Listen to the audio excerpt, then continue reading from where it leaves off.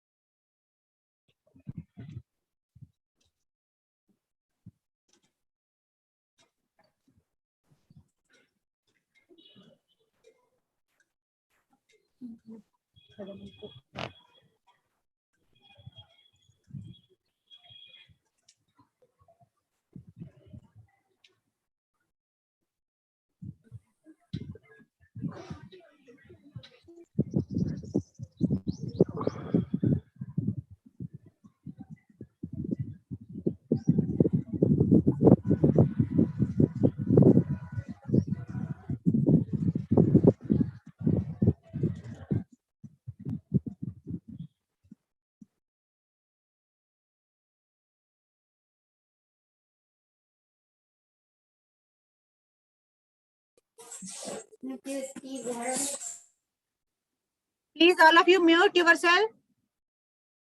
Who joined in the meeting, please mute yourself. Sir, I made you co-host. Whenever you want, you can unmute yourself. Okay, but now I am unmuted. Yeah, you are audible and you are visible. Yes.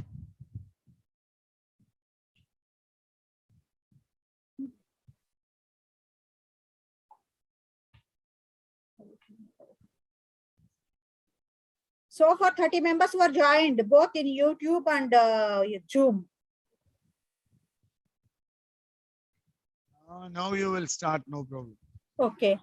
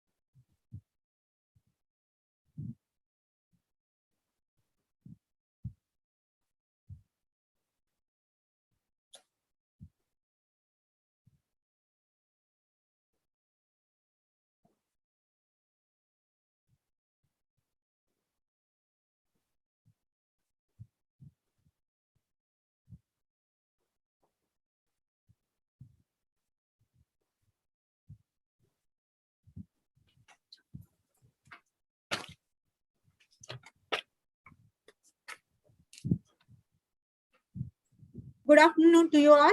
I warmly welcome you all for the fourth day session of 1 week National Capacity Building Program on Research Methodology for Social Sciences. Before starting the program, it is my pleasure and duty to thank my university authorities and our head of the department, Professor G. Sandhyarani, Women's Studies Center and Department, and organizing secretary of this capacity building program. And also, I cordially welcome our beloved resource person, Professor N. Arunachalam, for his ready acceptance to be the resource person for today's program. I deem it a privilege to invite you all to the all the participants, without whose participation, this program would not be a successful one. And before starting this program, I would like to introduce Professor N. Arunachalam Garu to this elite group. Professor Arunachalam is working as head Department of Lifelong Learning and Extension, Alagappa University, Karaikudi, Tamil Nadu. Now, he has joined and he has having 25 years of experience at university level, and his research interests are educational psychology, lifelong learning, and mass communication. He has guided and guiding more than 20 doctoral students, 65 MPhil scholars. He published several papers, more than 50 papers in both national and international journals, and attended more than 60 national and international conferences. He has visited the countries such as Malaysia, Singapore, Indonesia, Japan, Hong Kong, Sri Lanka, Nepal, etc. on academic works. He has completed about 35 major and minor research projects funded by various funding agencies such as ICSSR, UGC, etc., etc. He has served as a registrar, Tamil Nadu Music and Fine Arts University, Chennai, and also the finance officer, Tamil Nadu Music and Fine Arts University, Chennai. And he has also worked as a coordinator, special education cell at Alagappa University, and coordinator for coaching for entry service, Alagappa University, and some other designations also he served. Further, he has organized about 252 events, which is a record at the university. He has delivered 30 invited lectures and wrote about 26 manuals and monographs. He has also delivered several lectures. He has also delivered lectures as an invited fellow for several universities also. He is also a Senate member of Alagappa University and had several other memberships also there are to his credit. There are about more than 30 and of course I could not read all of them because time it takes more time, it consumes more time, and he has written 26 manuals and monographs, and he is also a Senate member, and he has produced the Vallal Alagappa documentary, 17 short films, 12 documentaries, 20 e-contents. This is about brief introduction of Professor Arunachalam. And once again, I thank you, sir, for your ready acceptance to act as a resource person to this program. And whenever I call you and disgusted you, still very patiently you bared me. And also you ever used to call me Ma and helped me a lot in framing the topics in order for this faculty development program, and also helped a lot in all the aspects of organizing of this program also. And not only for this program, you have encouraged me like as if I am a good friend or a sister.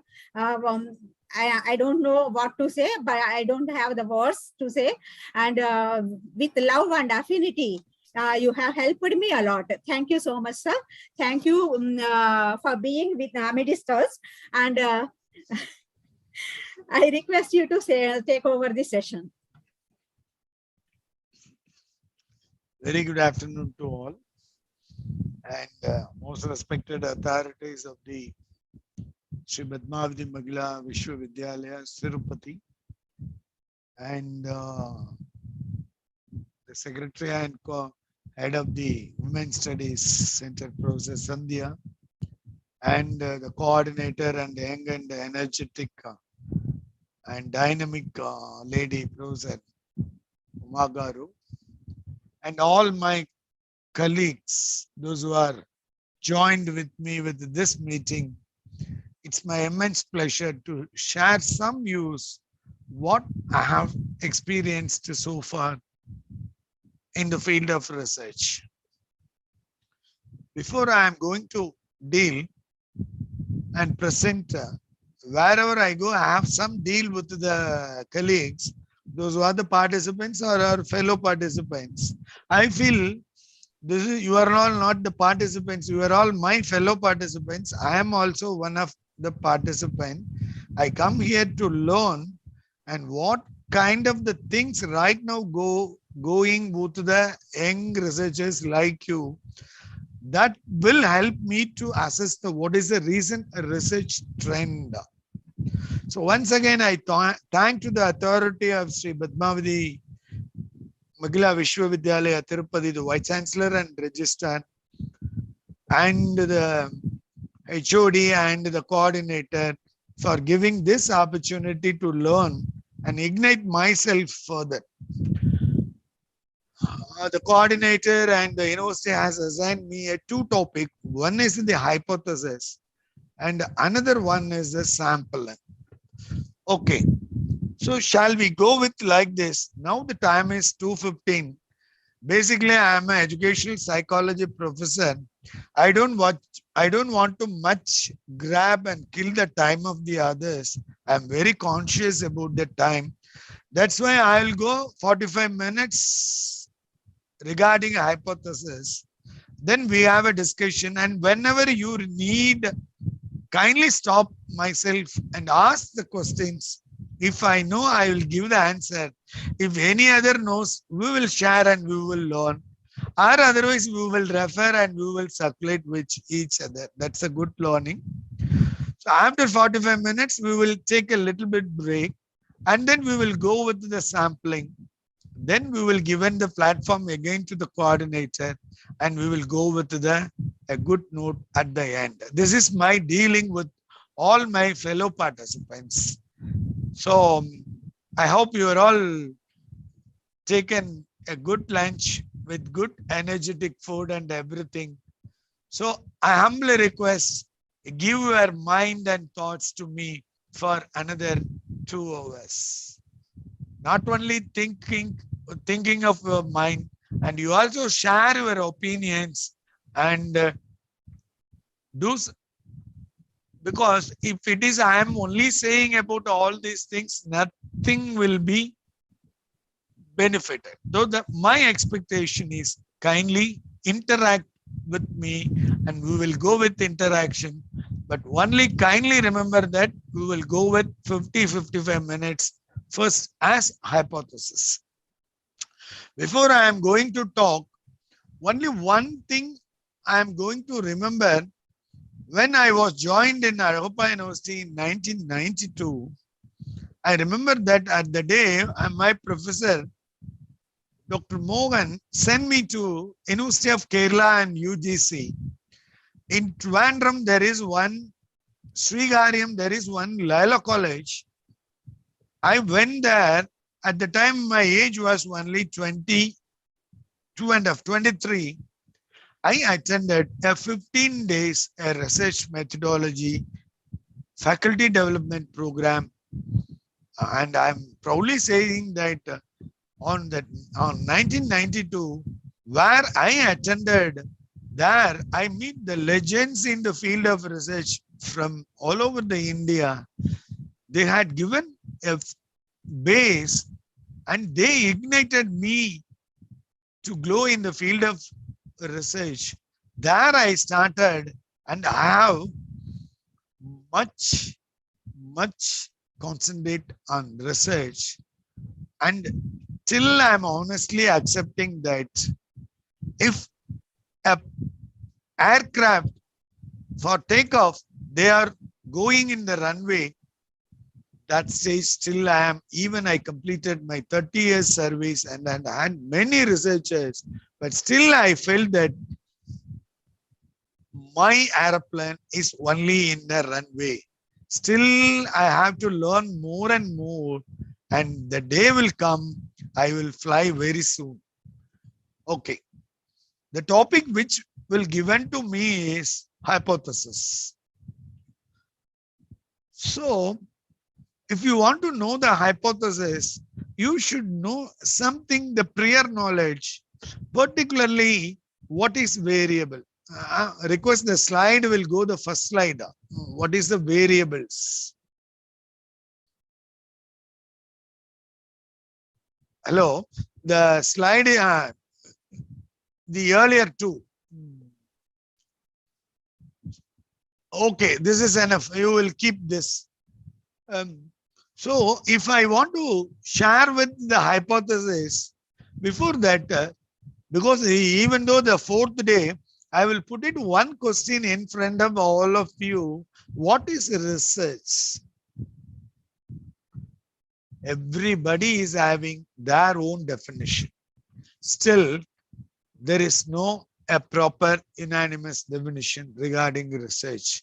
If a research having an acceptable unanimous definition, then it is not a research. It is a paradox. So research, according to my view and perception, this is simply what we call, it's not enquiry, it's inquiry. My dear friends, what is the difference between the enquiry and inquiry? Enquiry, we will go and ask the thing without any methodology, without framing any rules. But inquiry, it should be proper in a scientific way. Kindly remember that I have a doctoral degree, postdoctoral degree, deal it, whatever it may be. I published 100 articles. I am the #1 person in the research. I humbly submit here. Kindly remember, no one will find a new thing. That's why it is named as a research. So this phenomenon, this fact already existing in this universe, this universe is having all the facts, phenomenal, theory, philosophies, is everything. It is available in the universe. The bound duty of us, with our academic and knowledge, we find research and tell to the nation or to the universe. So kindly remember, all the researchers, you are not find anything newly. It is already existing in the universe. You are make it to research that and to make aware this is available in this the universe. You people are not aware that I am the first person to researching and publishing to the world, and everybody should accept it. This is the basic concept of any research. Do you know that where this research is begin? If I am telling something about the research, then only I will move on to the hypothesis. Research. When the child starts its breathing in the stomach of mother, the research starts. Till to the graveyard, it goes. Even you are asking one question to another person, that is a research. How it's possible? In a simple question, you find an answer that all the research design will applicable.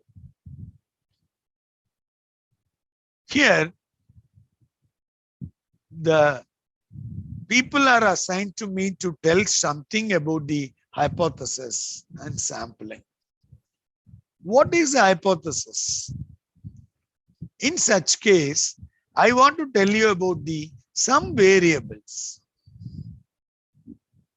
You're all well known about that. If research comes, you have a research question, then title, statement of the problem.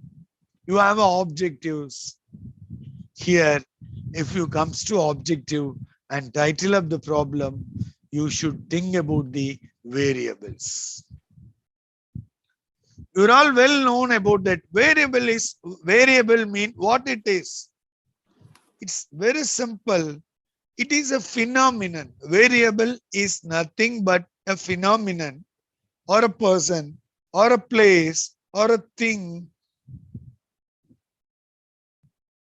Can you accept mere phenomenon that is like a person or place or thing, even though that it should be measured in some way? I repeat, the phenomenon which I mentioned, that should be measured in some way, that is called the variables. And variable is a property. We can say that variable is a property and it has a values. Here I am just telling about one new word. It's called the values. So if any phenomenon like a person or thing or a place is a measurable, then the question rises, what we are measuring, that the value. So variable is a property with different values. And it is also attributes. Next. Next slide. No. Variable are a measurable character and each variable forcing one another. So this is without a variable, a person cannot execute any research. So this variable will only give a title and statement of the problem and your findings. So with this introduction, I slightly go the next step. If in such case of variable, what are the variable? Basically, there are only three type of variables. That is dependent variable, independent variable, and subjective variable. There are only three basic types. And according to different classification of different researchers and others, it has been divided into 5 categories like dependent variable, independent variable, active and attribute variables, continuous, discrete, and categorical variables, exogenous variable, and demographic variables. You are all well known about what is discrete variables, only by numbers, categorical variables, grouping, and it is a continuous variable. It we call as the chain variables. And then it is a demographic variables. In some researcher, in some country, they are using as a personal variables, age, gender, like that. These are all the variables. Why I am stressing that if you want to talk about or tell about the hypothesis, if anybody talk about the hypothesis, then the variable automatically comes, and a hypothesis states a presumed relationship between two variables or more variables or within the variables in the empirical data. I will repeat, a hypothesis states a presumed relationship between two variables or more variables or variables with them within the variables or between two variables or more variables. So if you want to find the relationship, then the necessity of stating hypothesis comes. Now, I'm just telling about, before enter into the hypothesis, what is dependent variable? The variable depending upon the other variable causing the effect on the said variable. The cause of the independent variable is called the dependent variable, and here we state as presumed effect. So in any researcher, in their any research project or in any research format, the researcher or the investigator should careful to take which is independent variable and which is dependent variable and which is their subjective variable. In such case of researchers, only dependent variable, some qualitative research. In quantitative research, I have seen many research theses. They have taken two independent variable and one dependent variable. With all these three, they have the effect of X to Z, Y to Z, and the X to Y. Find the relationship significant. These are all the presumed effect. And I'm telling about the independent variable. The stable and unaffected variable is called the independent variable. The COVID of the performance of students in COVID. This is a small title.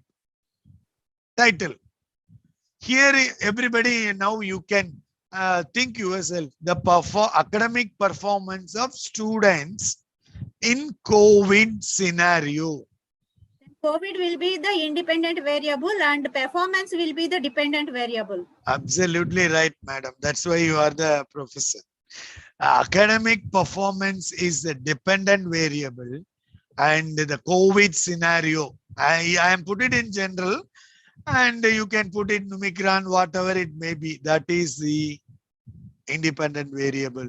Here, based on our intelligence and other things, even you can add dependent and independent variable based on the need and finding the perfection of the things.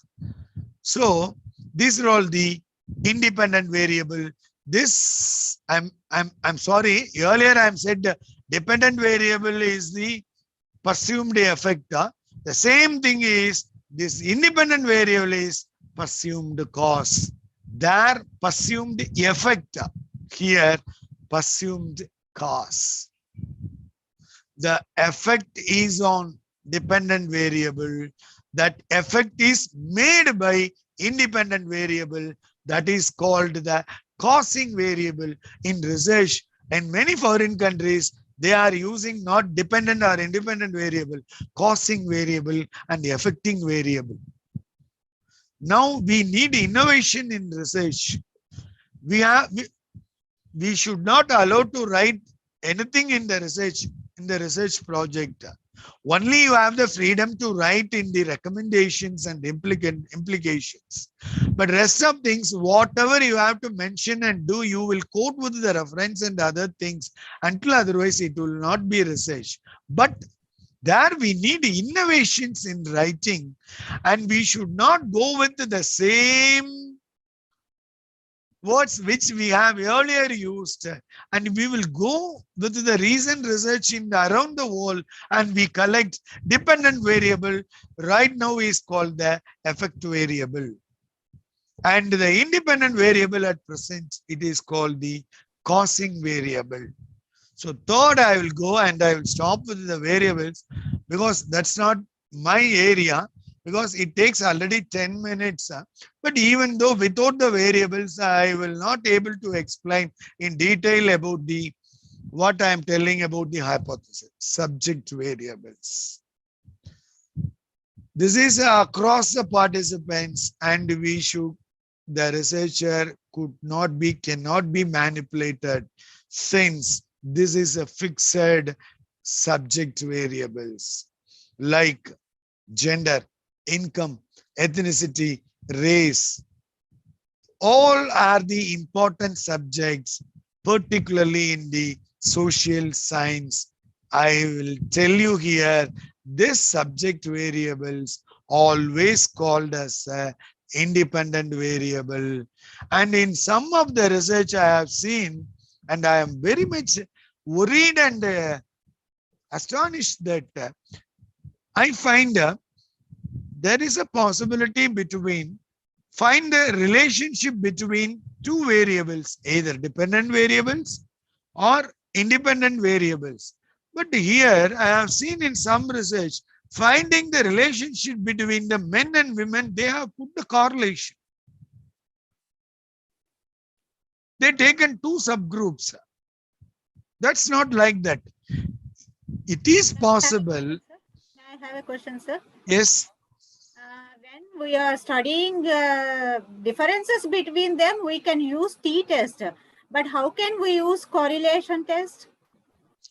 In some of the research PhD thesis, I have seen they find correlation between the men data and the women personal data.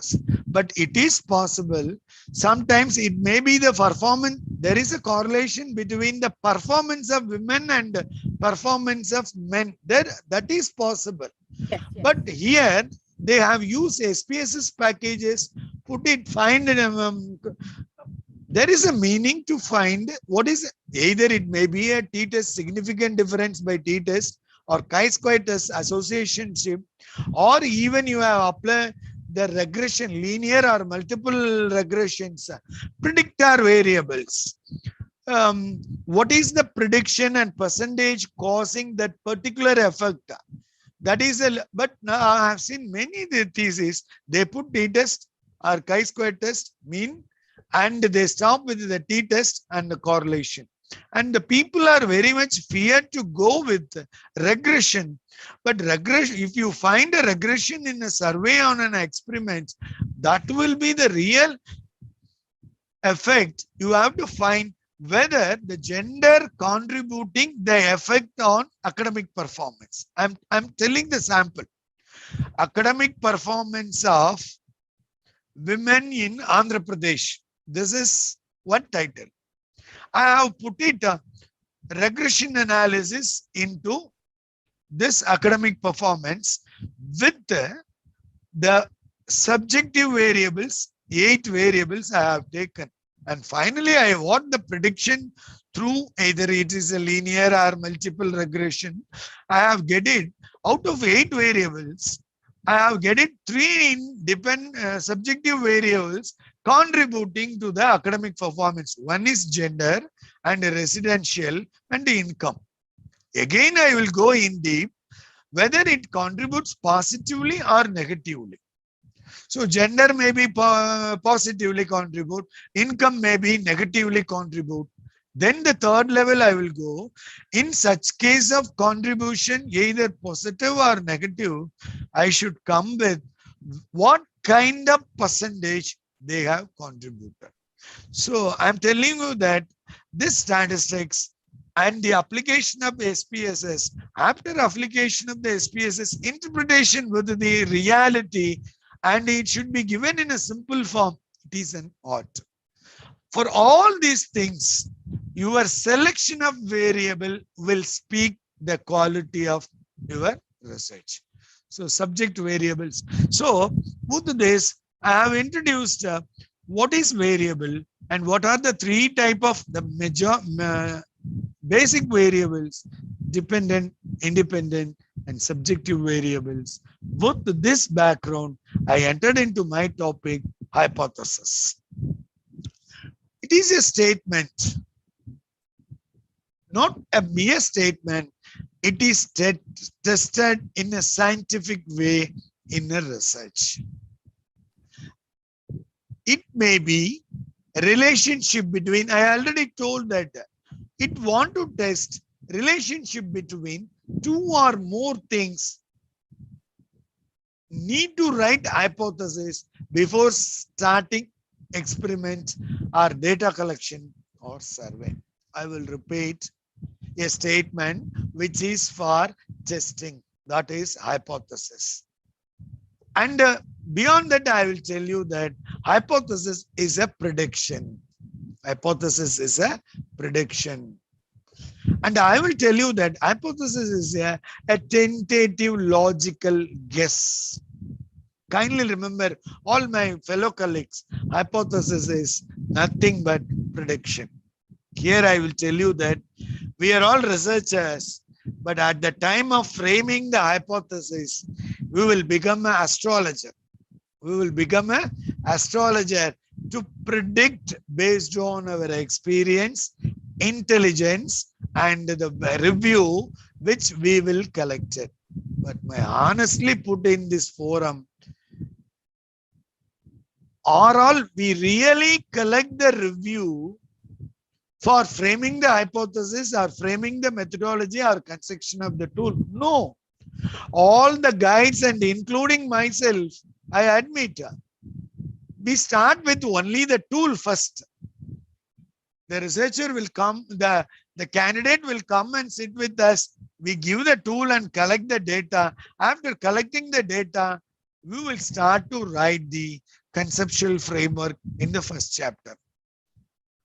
Earlier, for compulsory of the university and other research projects, we frame the objectives and title. And here and there we have sampling technique, and this methodology only half as a dart and half boiled only. We prepared all. without framing the proper hypothesis, without framing the proper methodological design, we are in a hurry to complete. We will go to the field and find the data collection. Based on that, because of our intelligence, we will write accordingly what we will collected in the data. But if you are a good researcher, first you evolve a theoretical framework.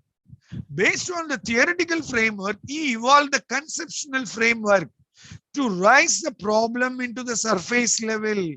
Then you made it a research query and research question. Then you frame the statement of the problem. Before that, you can go with what is the need. Have you identified the research gap? I have seen many same variable. 3 variables, this will be probably randomly shifted to 3 candidates. It is possible, whatever the variable is there, you have take one single variable.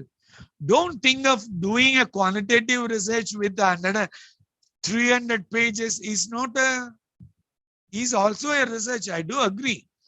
But take one single variable, dependent variable with the qualitative research, and your total project will be 80 pages. That will speak volume more than the survey, which is nothing used in a social science research.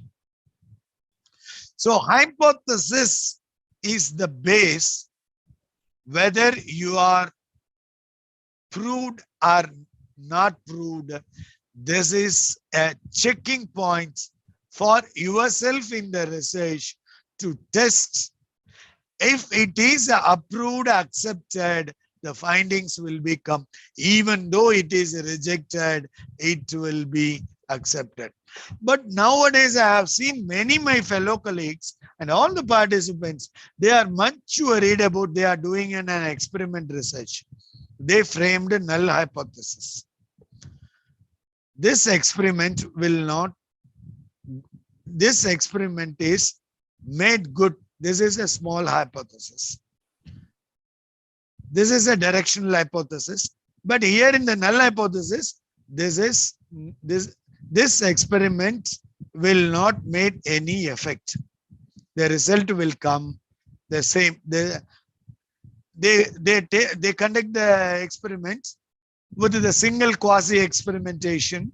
The result, there is no significant in the pre and post. There is no effect. Here, the researcher honestly should accept the null hypothesis. But what the researcher do that? They want to prove that their experiment will also better. But kindly remember, all the researchers, don't worry about the result of the experiment. That is not our duty. Here, the examination of PhD and the testification of PhD is made for the methodology which we will, or aware about that. But here we are much worried about my experimentation and my contribution. Either it may be effect or it may not be effect. You have carried a scientific research. Based on that scientific research, you proved that is the research. Then, hypothesis is a statement which introduces a research question and propose a expected result. Kindly note and underline this word. Without a research question, you should not frame hypothesis. But many of the theses I have seen, there is no research question in the first chapter or in the third methodologies. But this hypothesis is a pathway. It will lead you to the researcher in the end, which is the expected result. In somebody will tell you that if you know already the expected result, then you are biased. No, you are unbiased. Based on the review and our earlier expectation, you predict the expected result. That prediction may be right or may not be right. Then, what are the forms of hypothesis? Actually, there are two forms of hypothesis, but we have seen in US some 8, in Europe 7. But in Indian condition, they are somebody's a majority we are following with the European style. And some of the new researchers following the American, whatever it may be. But the forms of hypothesis, only the two things. One is called the null hypothesis. Another one is called the alternative hypothesis. In such case, what is null hypothesis means? Null means nil, nothing. So, there is no relationship. This is honest and unbiased. I have go with an experiment and I have predict something.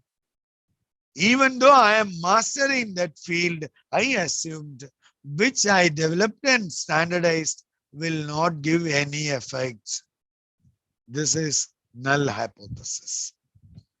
Predict the alternative hypothesis. Sir, I am always positive in mind. I never negative. So what? The alternative hypothesis, giving a chance to the researcher to write in this direction. Sometimes my developed standardized experimentation will make effect. It may or it may not. So this is the alternative hypothesis. We have a lot of symbols like that. I will tell you that. Next slide, please. Can I ask a question, sir? Please. When shall we use null hypothesis and alternative? How to determine to use it? This is a very, very apt question at this juncture. Majority of the experimental research, better to use null hypothesis.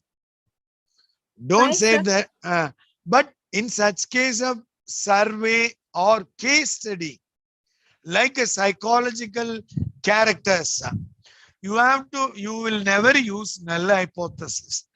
Now, there is a one title in psychology I will refer, the depression and anxiety of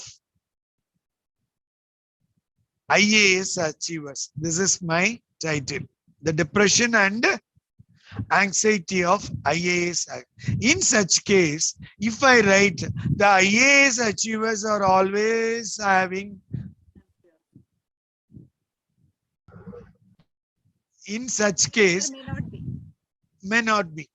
Their null hypothesis. In a positive way, you have to study the statements. It give a confidence means you have to go with the alternative hypothesis. But in psychology, with all the disorders, you should go with only null hypothesis. And in all the experiments, you will go with the null hypothesis. And you have to predict good achievements. In such case, like that, for the because you have this women's studies has conducted this, we will write the women's are better performing in academics than the men. We have to write like that. It will give the courage to the others. This is alternative hypothesis.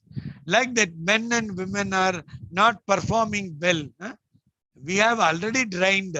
We will, so according to the situation and the aesthetic sense, you have to use null hypothesis and alternative hypothesis.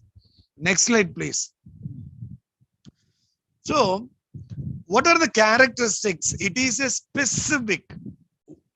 Kindly remember that we have written the hypothesis in a very haphazard way. Don't do that. It should be specific. I have seen many hypotheses with the 2, 3 conjunction. No need. It should be very clear, specific, testable prediction, and what it will be happen in the study. That should be reflected in the hypothesis. But here the people will write their own kith and kin stories within the hypothesis. No need. It should be precise, specific, testable prediction. That will be happen in the end of the study. And I will tell you that hypothesis is not mere a guess, but it is a logical guess. In that guess, there is a reason. I will tell you this sample I will quote whenever I will go. If I ask anybody in the road or the elder people or children, is it rain come in this evening? Is it rain come in the evening? This is my hypothesis now. One of the person said, rain will come. First finding.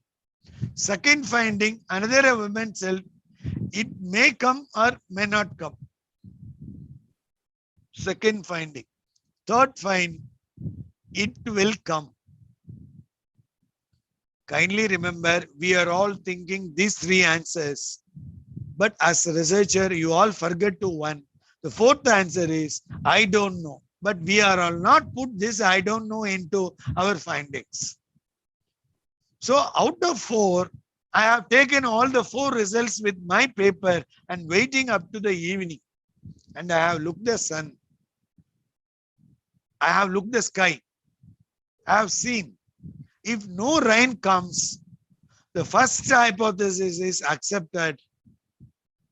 The second hypothesis, which I framed, may come or may not come, partially accepted. The other 2 are rejected. In such case of if rain comes, first rejected, second one, third one partially accepted, fourth one rejected. So it's a very simple thing, but the need is we should make it specific, testable, and the prediction which will happen at end of the study. Then the next slide.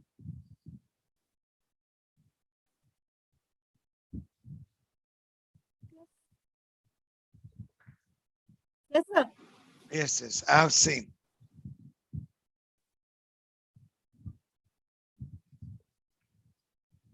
Okay, this I have discussed. I don't want to take, if you formulating a hypothesis, it should be clear language, no ambiguity, focused with the objective, and you should know and aware what the hypothesis is going to connect between the relationship of the variables, and is it relevant to your topic? Is it testable?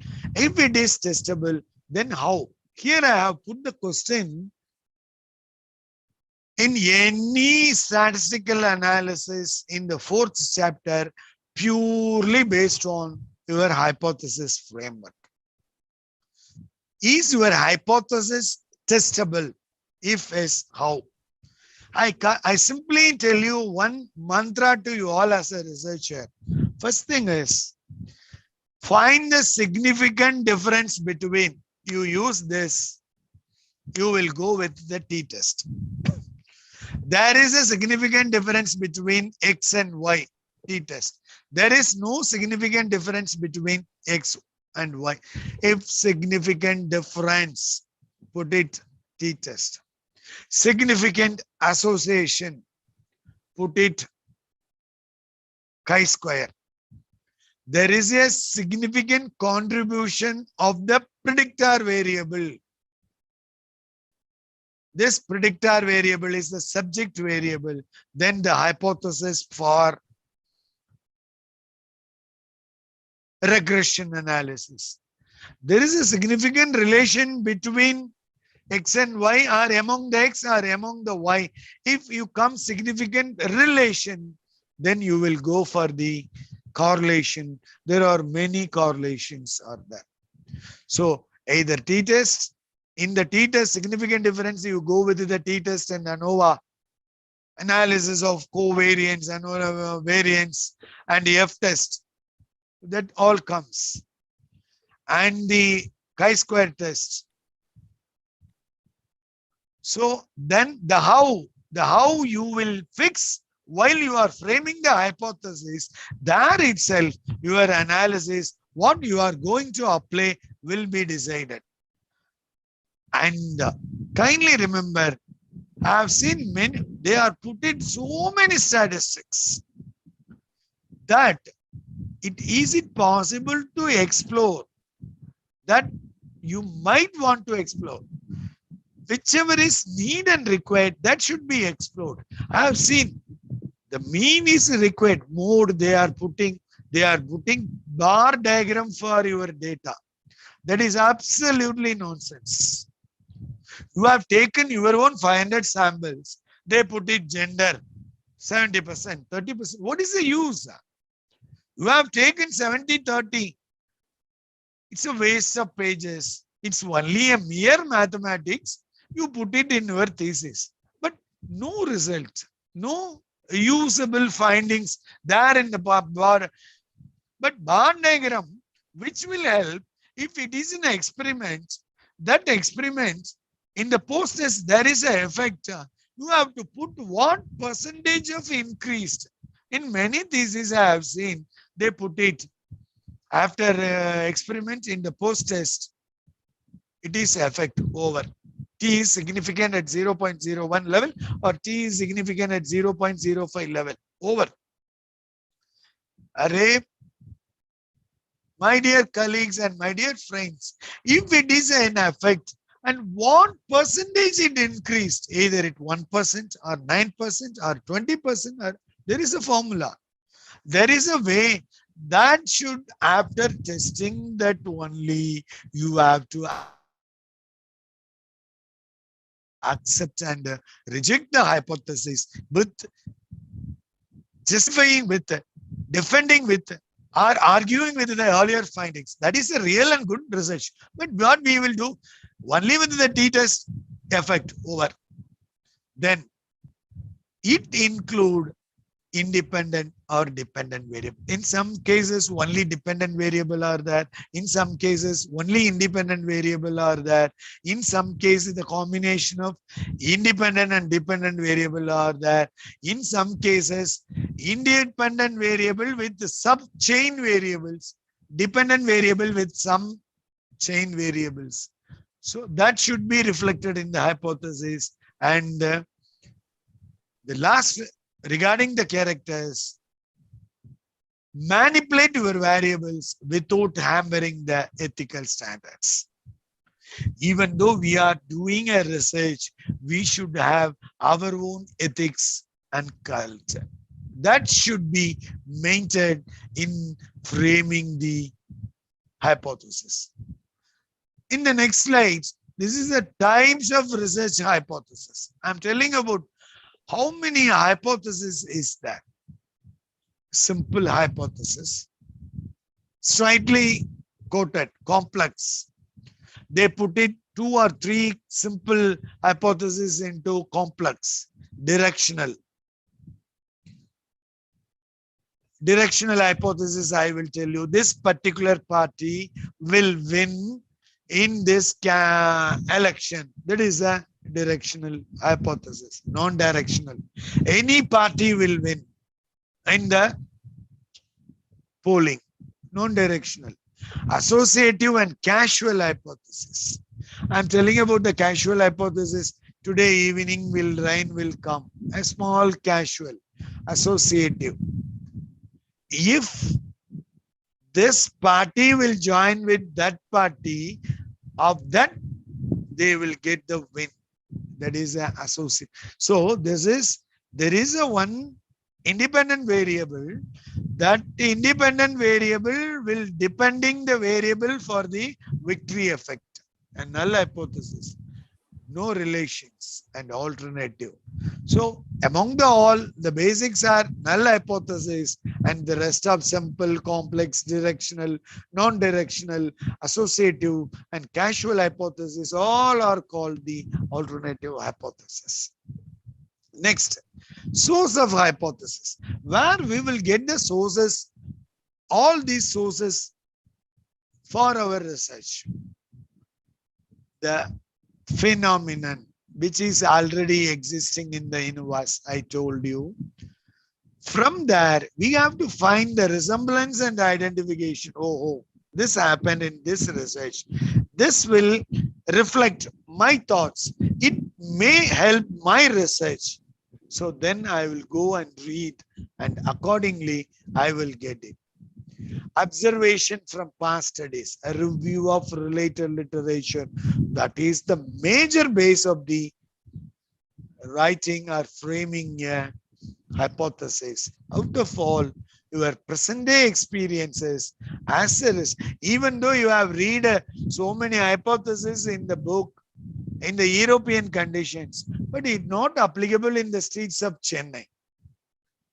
In the summer, they are wearing the sweater because their lower degree is 12 degree. But in the summer, we could not able to wear sweater in the streets of Chennai or in the Kolkata or in the Mumbai. So even though the past studies and the review will give a opening to you, you have to interpret with your own experiences. And kindly remember, you have the competitors in the field of research. You take it. My fellow colleague is my competitor. My other people is the competitor in my research. With all these observations of the review and present day experience and compare with the reality and available the competitors will frame the hypothesis. That the scientific theories and that I will tell you about comparison with the reality, with the past reviews, that is called the general existing pattern, which influence our own thinking, that is, will reflect as a statement of the hypothesis. Then what are the functions of the hypothesis? The functions of the hypothesis is it will give a confidence and direction, make it your research and experiments into reality as possible. And remember, it is a starting point in any research. Kindly remember, all the researchers, you are all believe that your research proposal is a starting point. Not like that. Research proposal is a proposal. It will be modified at any time. But many universities not allowing that.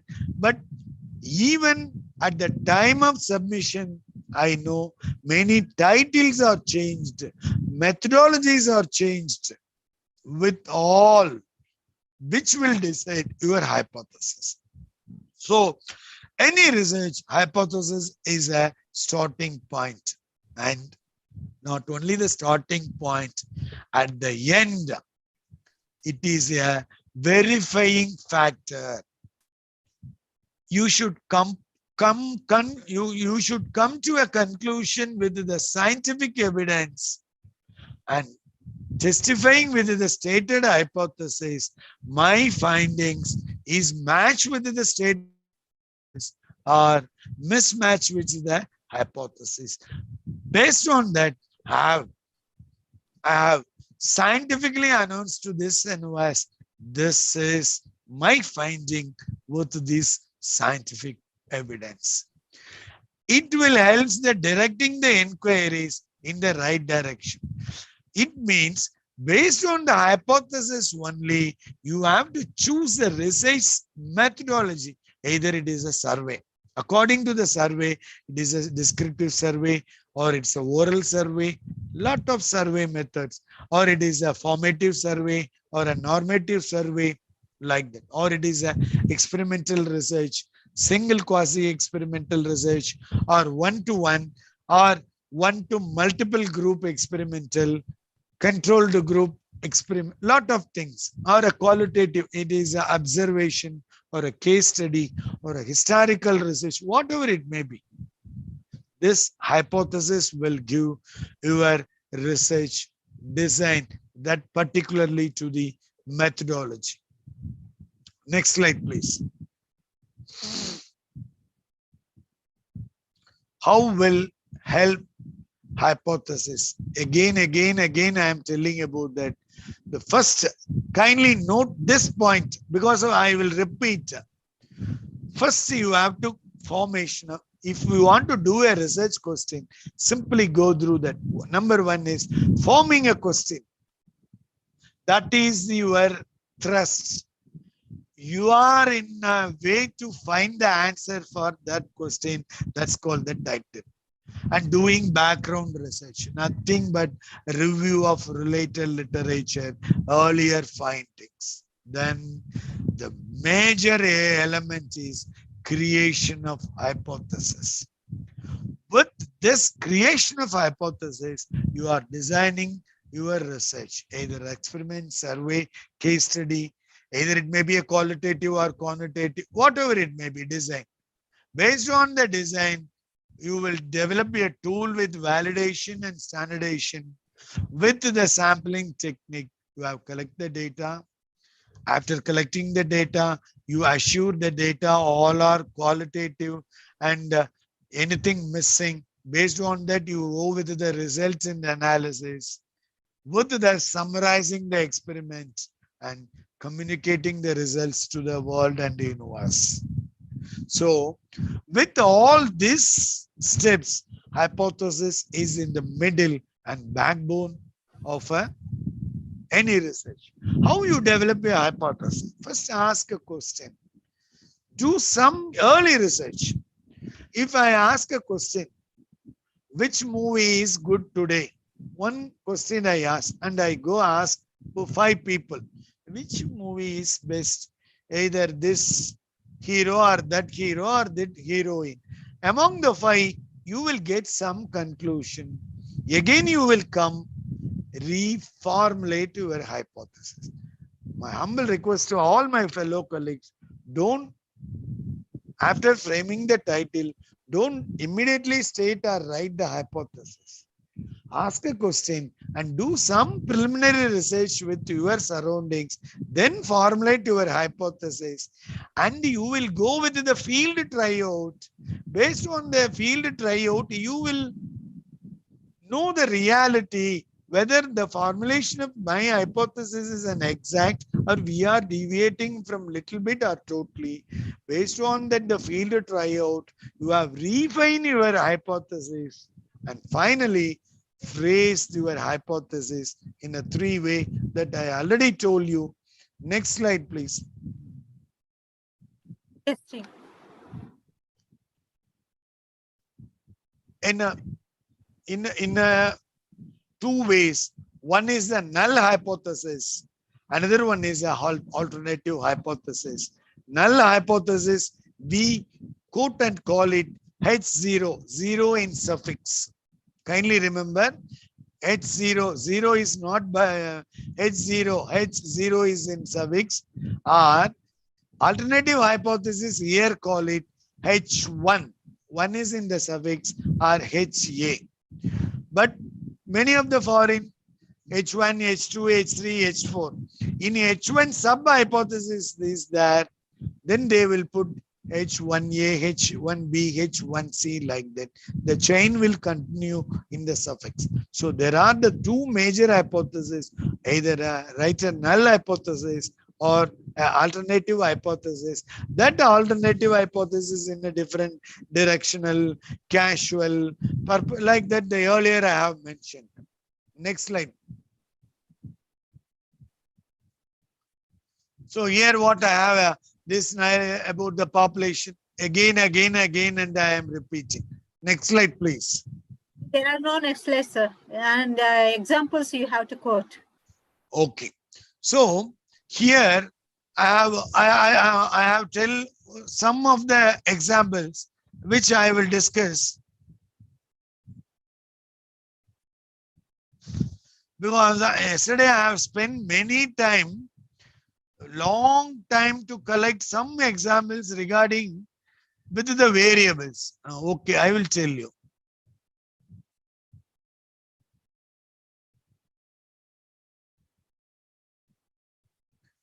Can you put my paper in the screen? Okay, sir, I have to download it. Will it be possible to you to share by yourself? I have open. Can I share? Will it be possible to you?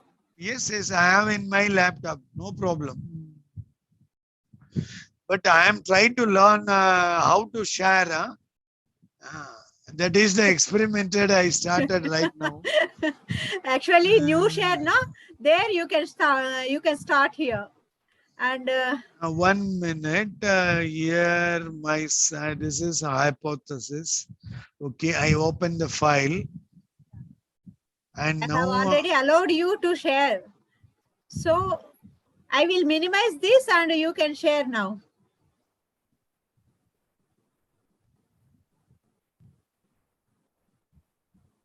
Or shall I download it and share? I think so. That will be save the time. I'll do within 5 minutes. Please wait.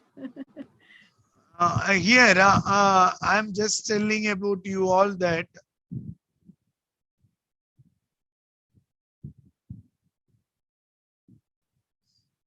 some examples I'm going to give. 1 minute.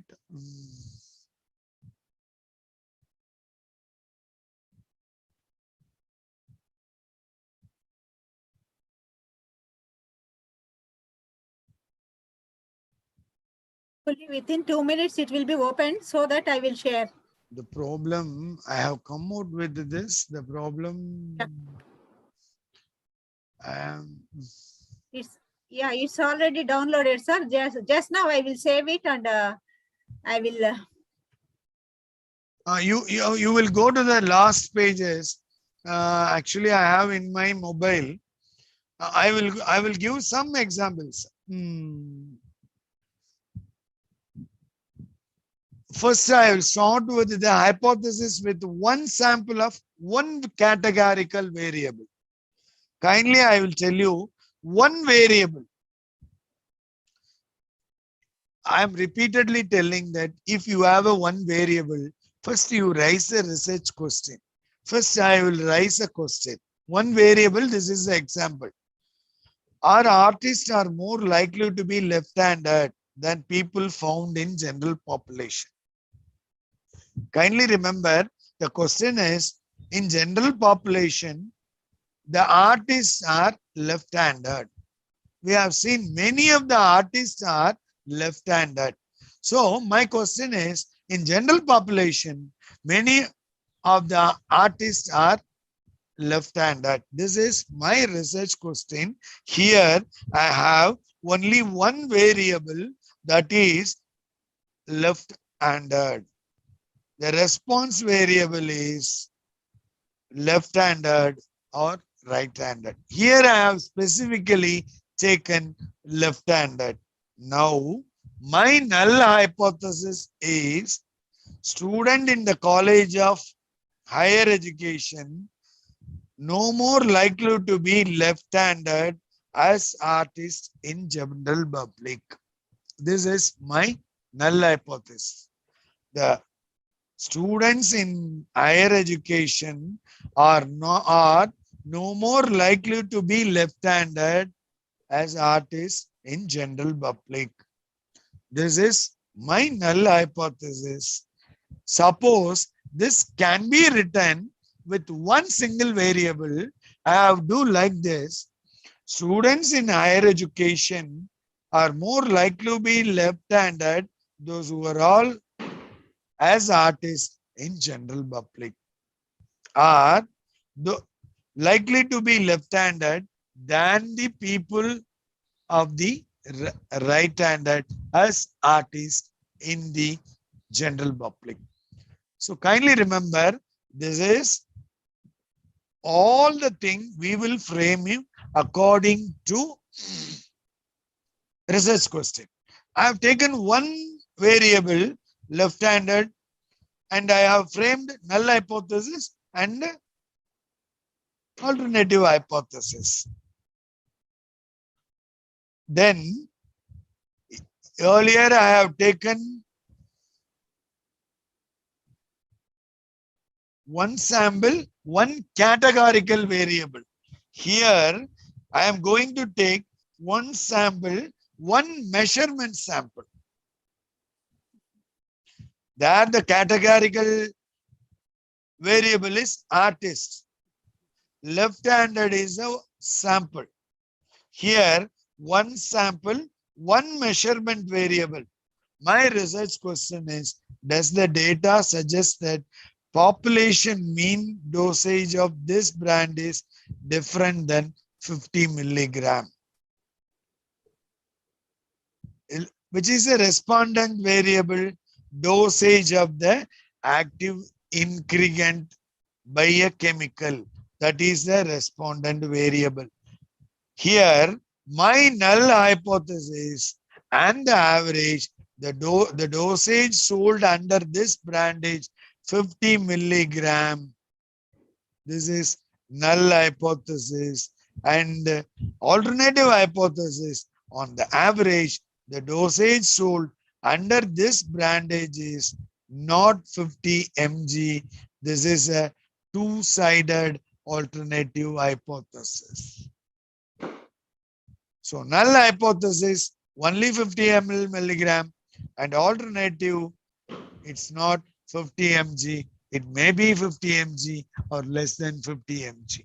It's a measuring variable with one sample. Now, two sample and one categorical. Does the data suggest that females are more likely than males to eat vegetarian meals on a regular basis? This is my problem and my research question. The response variable is classification whether or not a person eats vegetarian meals on a regular basis. The response variable is a vegetarian meals, eating vegetarian meals. Now, the variable is 6 and the explanatory is a group, male group, female group. And now my stating hypothesis is there is no sex effect regarding those who eat vegetarian meals on regular basis. There is no gender effect regarding those who eat vegetarian meals. This is a null hypothesis. And what is the alternative hypothesis? Females are more likely than males to eat vegetarian meals on a regular basis. This is a what? Alternative hypothesis. Now, two samples, one measurement variables. Does the data suggest that on the average, people are able to lose more weight on a low carbohydrate diet than on a low fat diet? There are three variables here involved. The response variable is weight loss. Extrapolatory grouping variable is type of diet. The null hypothesis is there is no difference in the mean amount of weight loss dependent variable when comparing a low carbohydrate diet with low fat diet, independent variables. In the same such kind of alternative hypothesis, the mean weight loss should be greater for those who are on a low carbohydrate diet when compared to those on a low fat diet. This is purely about the alternative. So this is between the significant difference. The hypothesis about the relationship, two categorical. It means there are two different categorical variables, stroke of the patient and control and whether the subject lives, there is a relation. Null and there is no relationship between whether or not a person has a stroke and whether or not a person lives with a smoker. Stroke, the person with living stroke, the person without living stroke, having a relationship of smoking.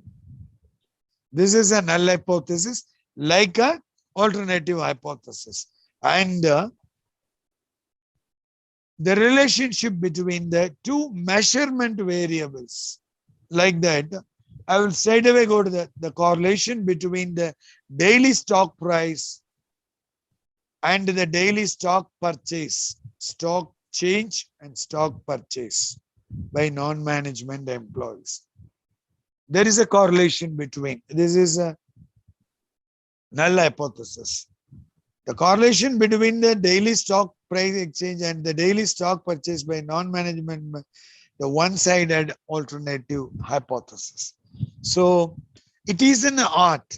I'll tell you, this is an art, and we are all well aware to first we perceive what is a hypothesis, and we know why we are using hypothesis for our research. That's a basic. If you understand and perceive in a proper way, based on the review and your experience and with the reality, you have go a small research and formulating the hypothesis.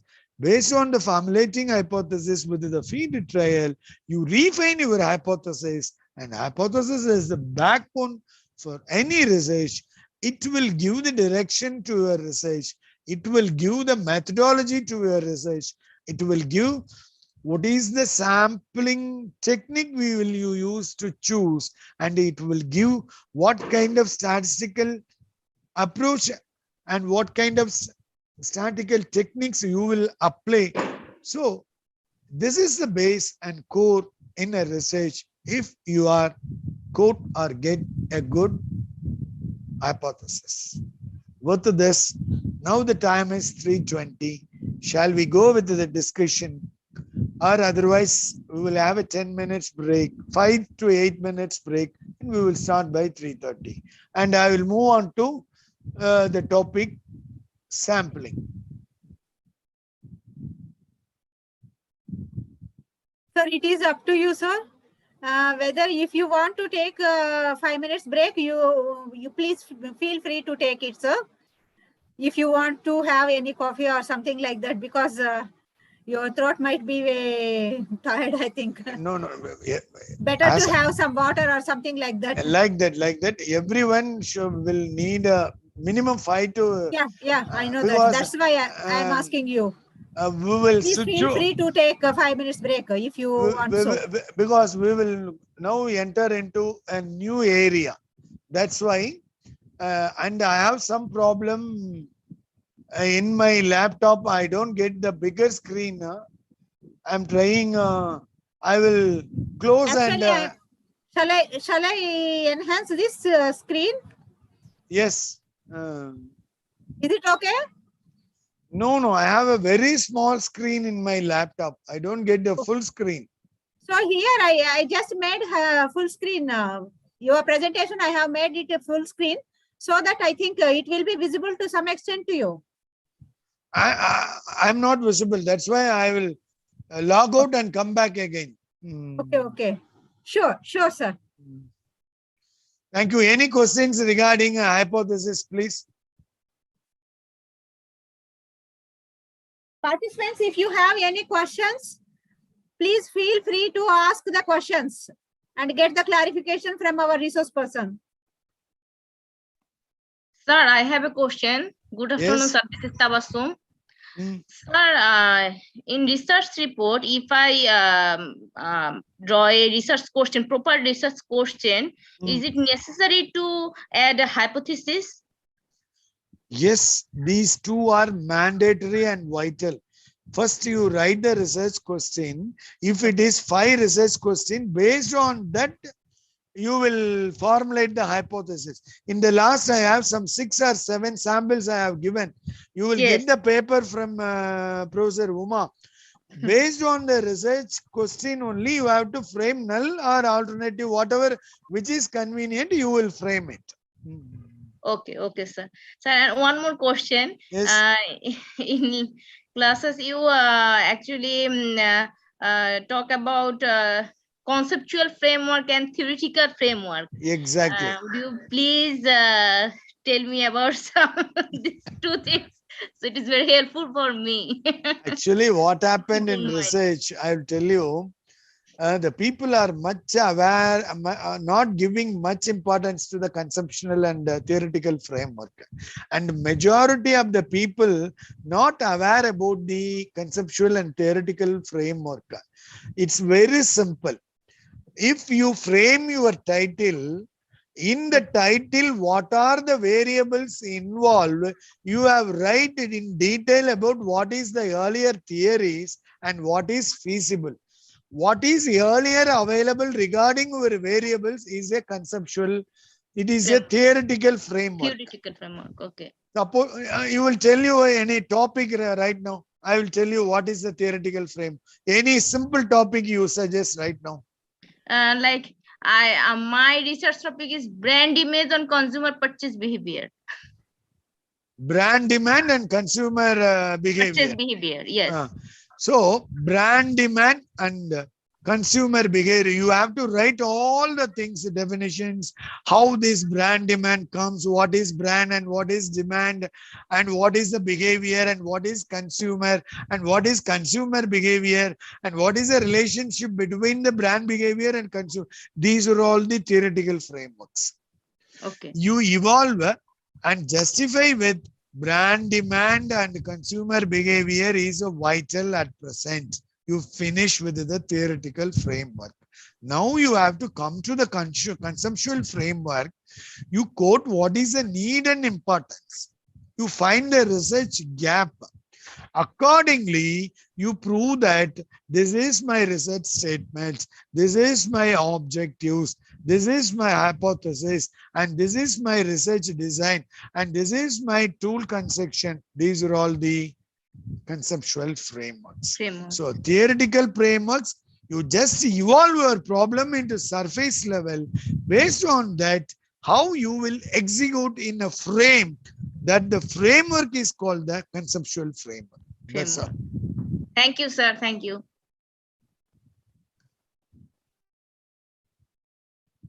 Any questions?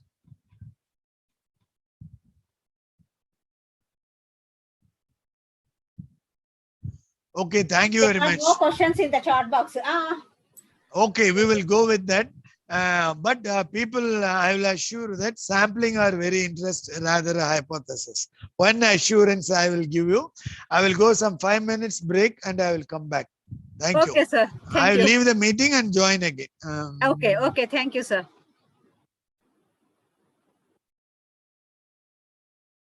Really, actually, sampling is the very good informative session where we can have how to pick the sample for our further research and how to pick, how to determine the sampling processes. All these things you will be able to know from this session.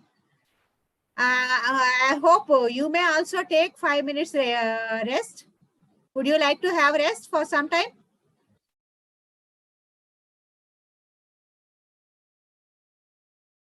Okay, within 2 minutes, I will get back to you.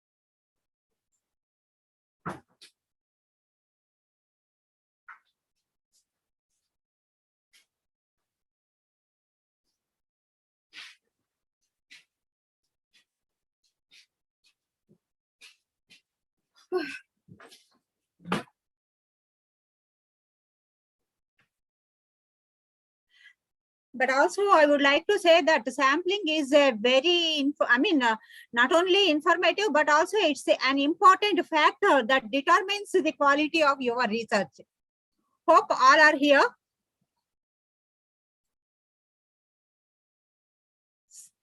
Sir, will you start?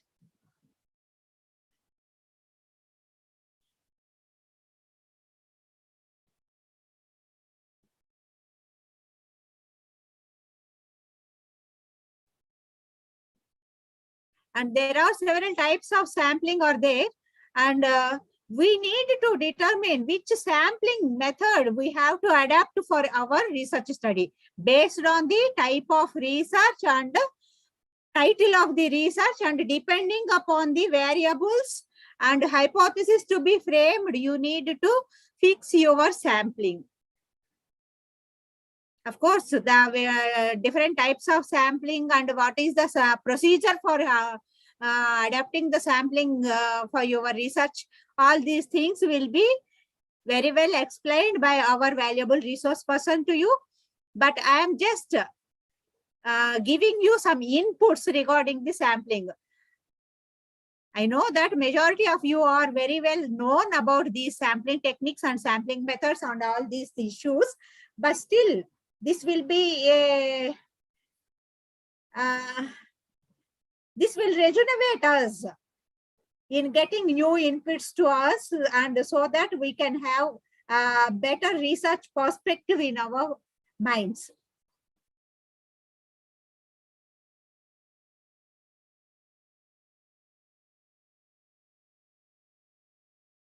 And one more thing I would like to say you all that you better to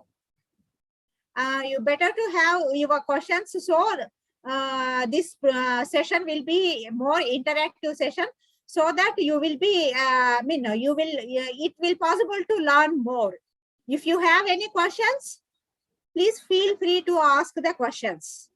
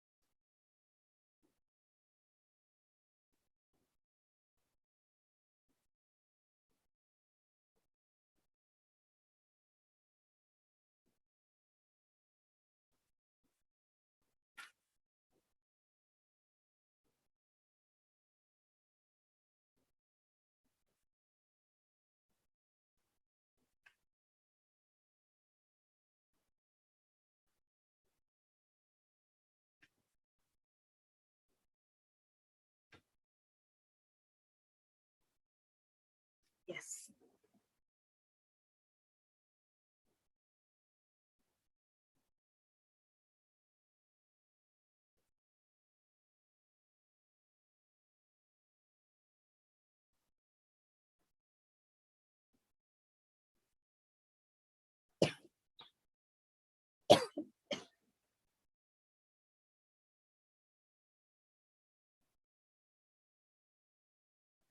I studied these concepts as teacher, but it is more interesting now to learn as a student.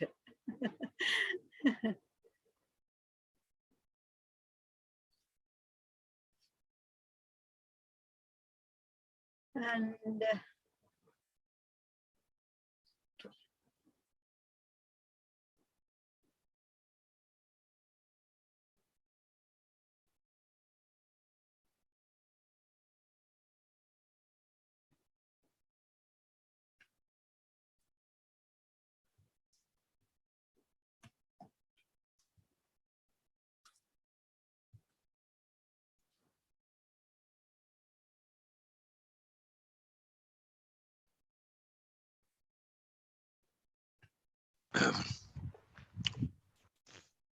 So I'm coming back. Have you heard my voice? yeah, I'm hearing, sir. And Shall I start? yeah, you can start. But one question regarding the hypothesis is there in YouTube chat box. What May it I is? please?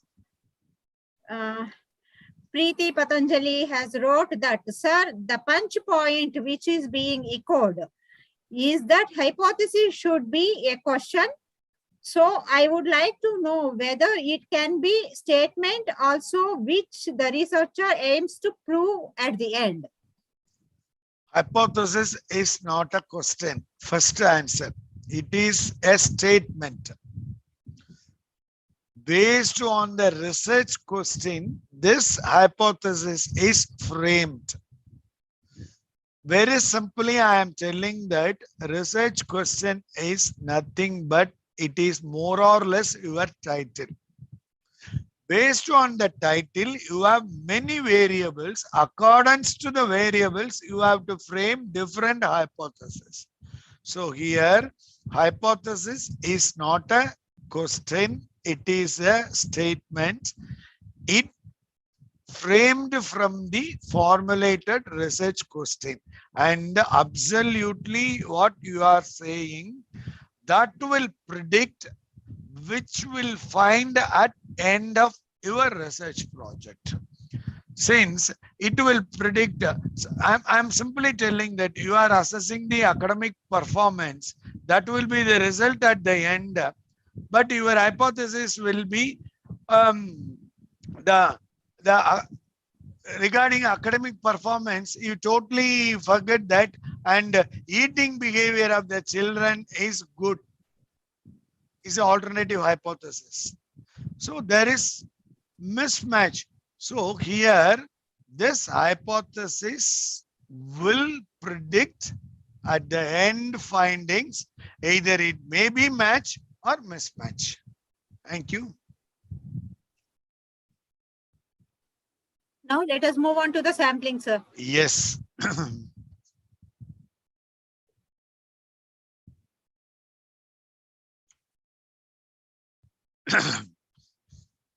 May I know currently how many participants are here?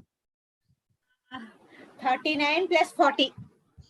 Good. It's really, I expected 30. Even it goes to 30, we are all really happy. And thanks to UGC and Sri Padmavati Magla Vishwavidyalaya and the coordinator. Okay, sampling. This is a very, very casual word we should have with our own life. Just you forget all the research and other things. This sampling word, where we started.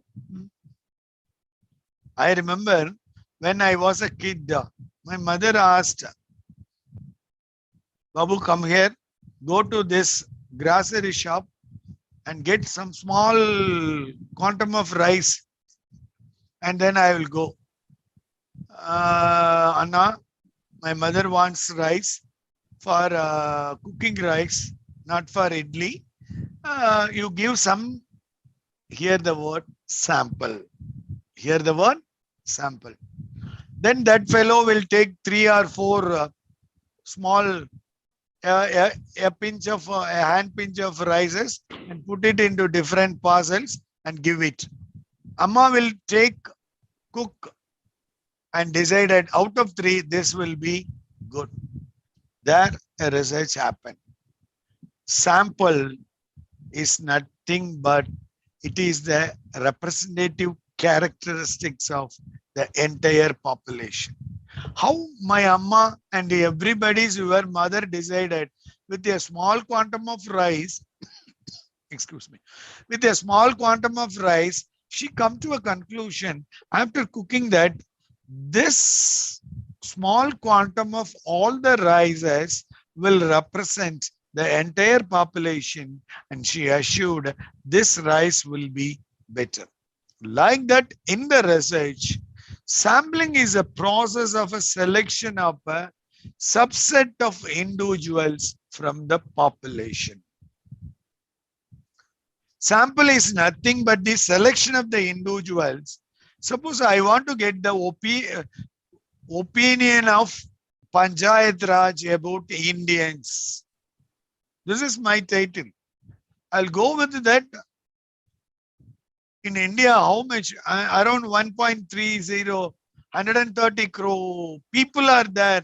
How I will go and collect all? It's not possible. Time, cost, energy, feasibility and possibility. There, the procedure of sampling comes. Sampling is a scientific method and scientific approach. It represents the characteristics of the entire population and to estimate or to assess the characteristics of the whole population. This is called the sampling. Here in sampling,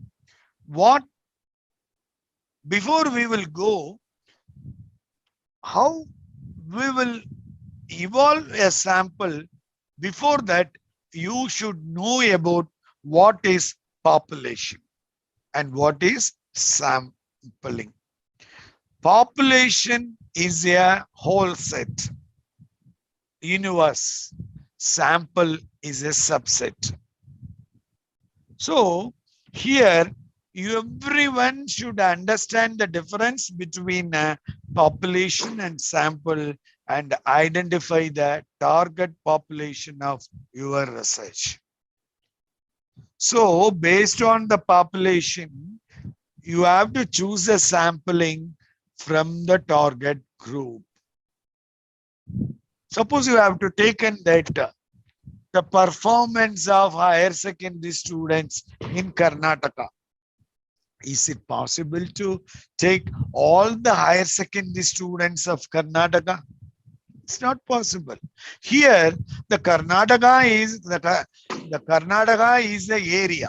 Before that, I have to tell you that sampling, population, and there is another one, a big set is that is called the area, which is mentioning with the geographical areas. So area is the Karnataka. Which regarding I am telling about the title, the academic performance of the, ma'am, please send PPTs in chat box. It will be helpful for us. Definitely ma'am will send, and she will send the others presentation to me also. I will learn. Okay. So what the title I have given, the academic performance of students in higher education in Karnataka.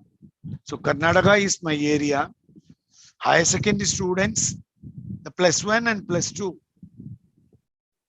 is the population. My target group is among the +1 and +2, +1 is my target group. That you have to mention in your limitation. In Karnataka, I have among the higher secondary students, I have taken +1 is a limitation. Among the +1 in Karnataka, I don't know exactly if I am wrong, kindly bear with me. 20 districts are there. I have taken only 3 districts. Out of 3 districts, I have go with this sampling and choose 500,000. Here in researcher, in all the guides, they are very, very battle with how many number of sampling we have taken in a research. Some people will tell 500, some people will tell 1,000. Which one is right? I believe at the end of this presentation, we will get a clear picture We have some, don't worry right now. In the website, right now, I have a sample calculator, power calculator. The name in the web is called the power calculator. You will go and apply with the required data. They will tell how much sample number you will go with your research. You will quote reference as a power calculator and it is scientifically agreed and approved. Or otherwise, sir, I am not believing that. I am a mathematics student. I will go with the formula. At the end, I will give the formula. You will apply with and you will calculate which is scientifically suitable for your research, particularly for the survey. So the population is the entire group and the sample is a specific group. You have seen that picture. There are many people are there. Out of that, we have to take for our research, what we have taken from the population is called the sample. So population is the entire group. Want to draw conclusion. And sample is a specific group of individual that will collect from the data. We will not collect the data from the population. It's not the entire population. It is not possible. So we have choose something from the population and we assumed and we accepted it is a representation of the population that is called the sample. The population can be defined in terms of geographical location, age, income. I have already told in the earlier, it's called the subjective variables. So here you have to clearly know about what is the population, and I request to all the researchers, kindly in your methodological explanation, write about what is the area of and what is your population and what is your sampling, what is the sampling technique you have used, how you arrived, that should be explained. I have seen many foreign evaluations. They are not worried about the valuation of your findings and your writing and other things. They are much concentrate on your second chapter, review of literature and the methodology, which will be in a scientific way. If these two are correct, they are not worried about your findings and results. So now the threats to the population. I want to know good result, but the population is very large in size. So that is the population is large in size is a major threat. Number two, inaccessibility. I want to get the opinion of Arunachal Pradesh. How it's possible? No, now there is a one immediate research in Russia and Ukraine. Just now I have seen the TV. There is a war started between Russia and Ukraine. And in India and all the states, they are much worried about their wars because many of our MBBS students are doing medical in Ukraine. I have seen in Tamil Nadu 150 students are there and their parents are now approaching the government to bring back. So the population, the larger in size, inaccessibility to the population and destructiveness. So the destructiveness is in both ways, either in the population or when we are approaching in the population or both. While you are doing the observation, I'm simply telling about that in the survey, we don't have any problem. Simply you have given a schedule and questionnaire. And my question, it's a basic question to you all. And my basic question to all, that what is questionnaire and what is schedule? What is the difference between the questionnaire and schedule? In questionnaire, we can mail it to the respondents, and we will get the answers through post or maybe without our presence. But whereas in the case of schedule, we will go to them and approach them for getting the information. personally. Absolutely right. I have given in a simple form. Questionnaire is filled by the respondent itself. Schedule is filled by the interviewer, and the respondent will not filled. They will give only the answer. That's the difference. So the distinctiveness of the observation. You have to see many research. We are much worried about the social science researchers, but in science researchers, particularly a little bit I have involved with one of my friend is called the birds watching. They will go and sit day and night and observe so many distractions, natural distractiveness, physical, biological. So particularly for the case studies and the qualitative studies, this observation will distracted by while you are collecting the data and the accuracy and sampling. But the majority in social science survey, social science means I have included all education, commerce, even the management, it's a social science.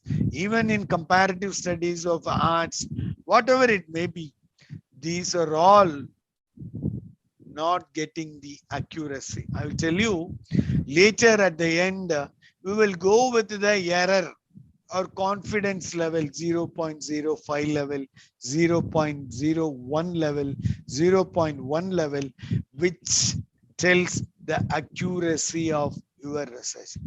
You people are doing significant at 0.05 level, 0.0 level. Simply put it under your calculation table, but not fully known what it reflects. But I will tell you after conclude with what is sampling and what is a sampling error and what is a confidence level and how we will find the interpretation from the sample. And next, what are the types of the sampling? What are the types of the sampling? There are only two types of sampling. It's called the probability sampling and non-probability sampling. I kindly tell you that there are only two type of sampling is there. One is the probability sampling and another one is non-probability sampling. Probability sampling means we have laid down certain few criteria and choose the members from the population randomly. I will repeat, we have laid down few criteria. Based on that, we have chosen from the population, that is called the probability sampling. But in the non-probability sampling, chosen randomly without any criteria or without any predefined selection process. I will repeat, kindly understand, sampling is not a mathematics or it is a not statistical. It is a procedure. According to the sampling procedures, basically there are two methods. One is the probability sampling method, and another one is the non-probability sampling method. Probability sampling method is nothing but it has its own few criteria with the predefined process, selection process. But in the non-probability criteria, there is no predefined criteria and no selection process. You will choose randomly. Here also you will choose randomly in the probability, but with certain rules and criteria or predefined process. This is the basics of a probability sampling and non-probability sampling method.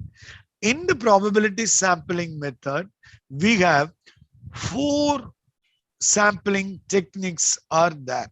What is the 4 sampling technique? The first one is called the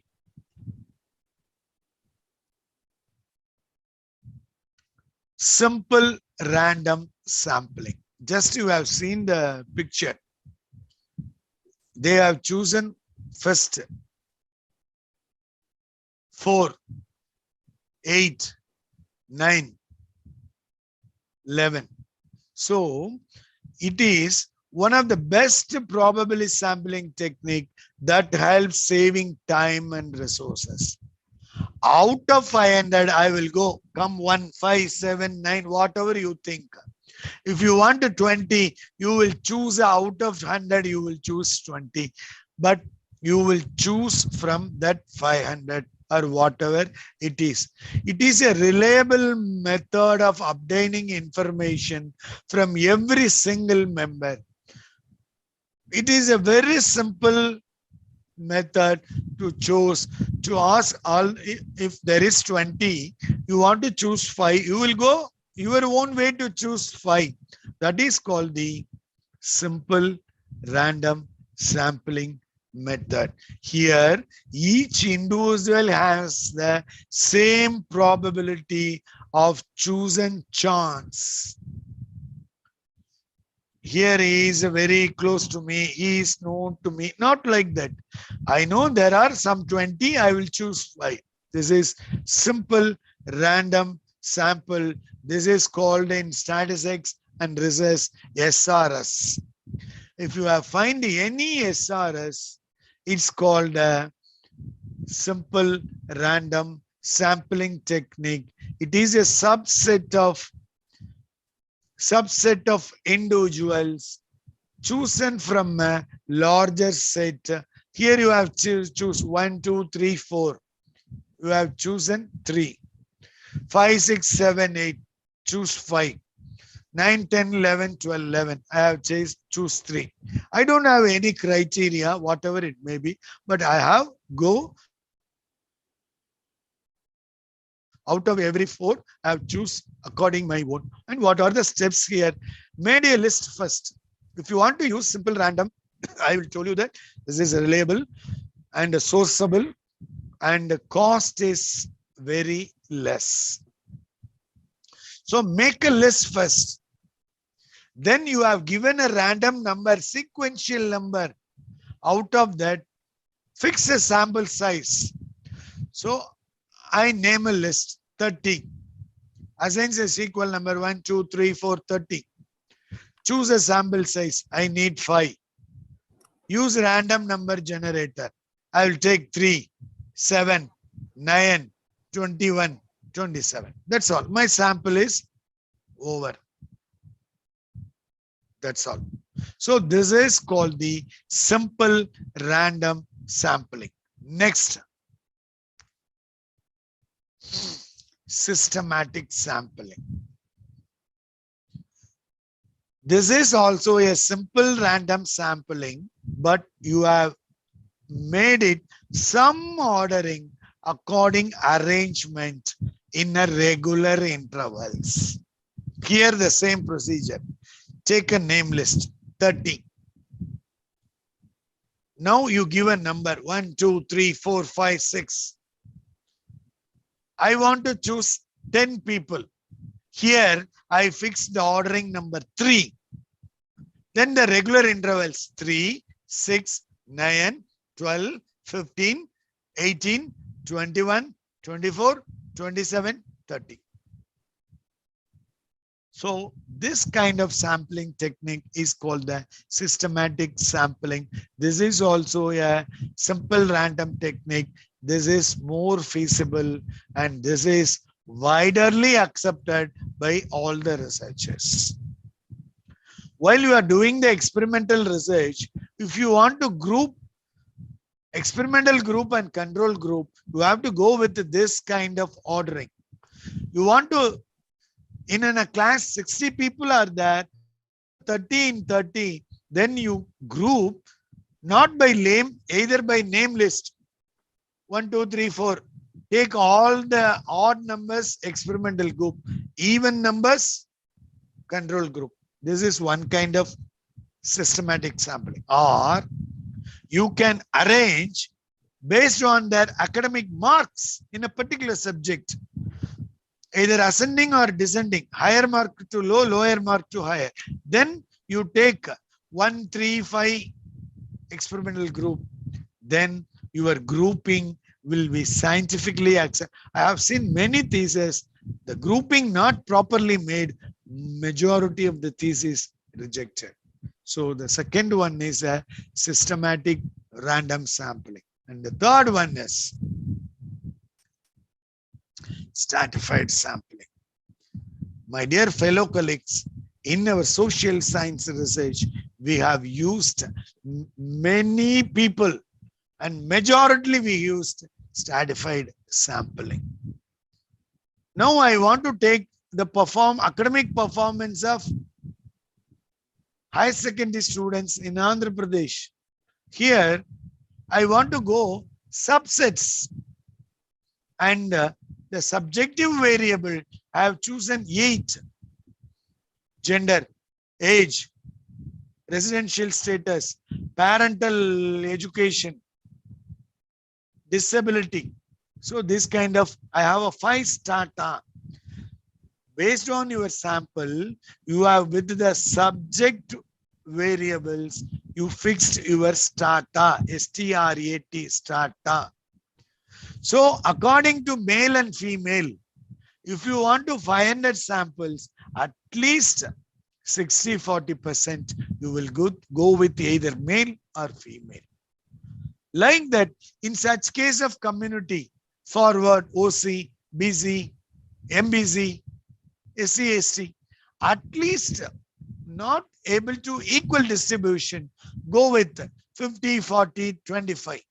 In such case, I have seen they divided strata: rural, urban, semi-urban. Rural 90, urban 10, 9, semi-urban 1. Here your t-test 1 will reflect the entire factor of the semi-urban. Then the experienced researchers understood they are not using the sample properly, and they are not equalized with the strata which used in the sample. So here strata 1, strata 2, strata 3. But I am repeatedly telling it, we are not able to perfectly match with the equal dividend. No need. Some 15 to 20% variable will be okay. Until otherwise, in such case, you should not leave your research. That's not. In such case, you have in the OBC 20, SC/ST 5, you club that 2 strata into 1. SC/ST and OBC as a backward class. In a single strata, you will put it. That is the intellectual of the researcher whenever and where is needed. So stratified random sampling is a main and core sampling in a social science researchers. Next,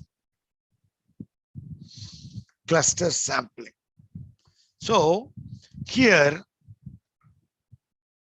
I remember one research we have made. Today morning also I discussed this topic with my students. Umagaru repeatedly told that I am a lifelong learning professor and education psychology. But now my university put me as a professor and head of the journalism and mass communication. Congratulations. I have taken more classes on the communication, how to write a journal report and all other things. So I thank Umagaru to recall all my, but there in the journalism and in education, we have the same research. But it's my rejuvenation, and I am very much happy to have in a lifelong learning and education. And regarding the cluster sampling, in 1993, 92, I joined in at the age of 22 and a half in the university. The age of 24, I have given one major project by the state government of Tamil Nadu, the female infanticides in Tamil Nadu. There, you know, I'm telling about that is 28 years back. If you ask something about women in that particular cluster, I'm telling in Tamil Nadu, there only 20 districts is there.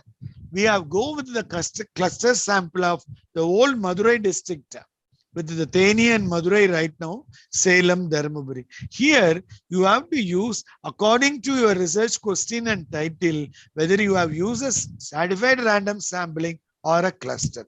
If you want to go with the district specific, you go with the cluster sample. If you want to go ethnic group wise, you will go a cluster. It is possible to a cluster among the population, you will go better with the cluster samplation. Here in the picture, it's clearly 1, 2, 3, 4, 5, 6, 7, 8, 10 clusters is there. According to the convenient of the research, we have taken only the 4 clusters, 40% representation that we have chosen as is a red. This is called the cluster sampling. Then, next slide, ma'am. So, random sampling, simple random sampling, systematic random sampling, stratified random sampling, and cluster sampling. There are the 4 major probability sampling, which is universally scientifically accepted. And for your safety as a researcher, I recommended you use only a probability sampling. Out of this 4, lot of other techniques is also there, but that techniques only the extension of these 4 probability sampling. What is the uses of probability sampling? It reduces sample bias. I repeatedly tell, if you are a researcher, you should reduce the bias, unbiased. So this probability sample will reduce the bias and diverse population. So if it is a convergent or a unique population, if you take a research in Pakistan, it's very easy. You take a research in Nepal, it's easy. If you take a research in Bangladesh, it is easy. But like country like India with a diverse population, diverse culture, food habit, dressing, language. So this is more suitable for the diverse population, and it gives and creates an accurate sample. If your sample is accurate, then your findings will be accurate and the people will accept it. If your sample and tool is not accurate, it's only a finding with research and not agreed, accepted by other people. Then non-probability sample. Next slide is a non-random criteria. I already told that non-probability sample is nothing but we will take with our own convenience and our own purpose. So this sample is having a self-bias and higher risk. So there is no predefined selection process. There is no selection criteria and with sample bias. The inferences can make explore. Pardon? And go to the previous or this one, sir? No, this one. When it will be used, it is an exploratory research or qualitative research. My question is, in such case of exploratory research, I want to explore in and out what it is going at the person's situation. You will go with the non-probability sample. You have to take I have seen one research and I also involved the traffic of a particular road in a particular month. They will sit in the sheet. They take morning, evening. That is the non-probability sampling. They will go with the 3 or 4, 5 days, and in every month, you have paid toll to all the noise. National Highway Authority of India, we have paid more tolls. How the toll money fixed?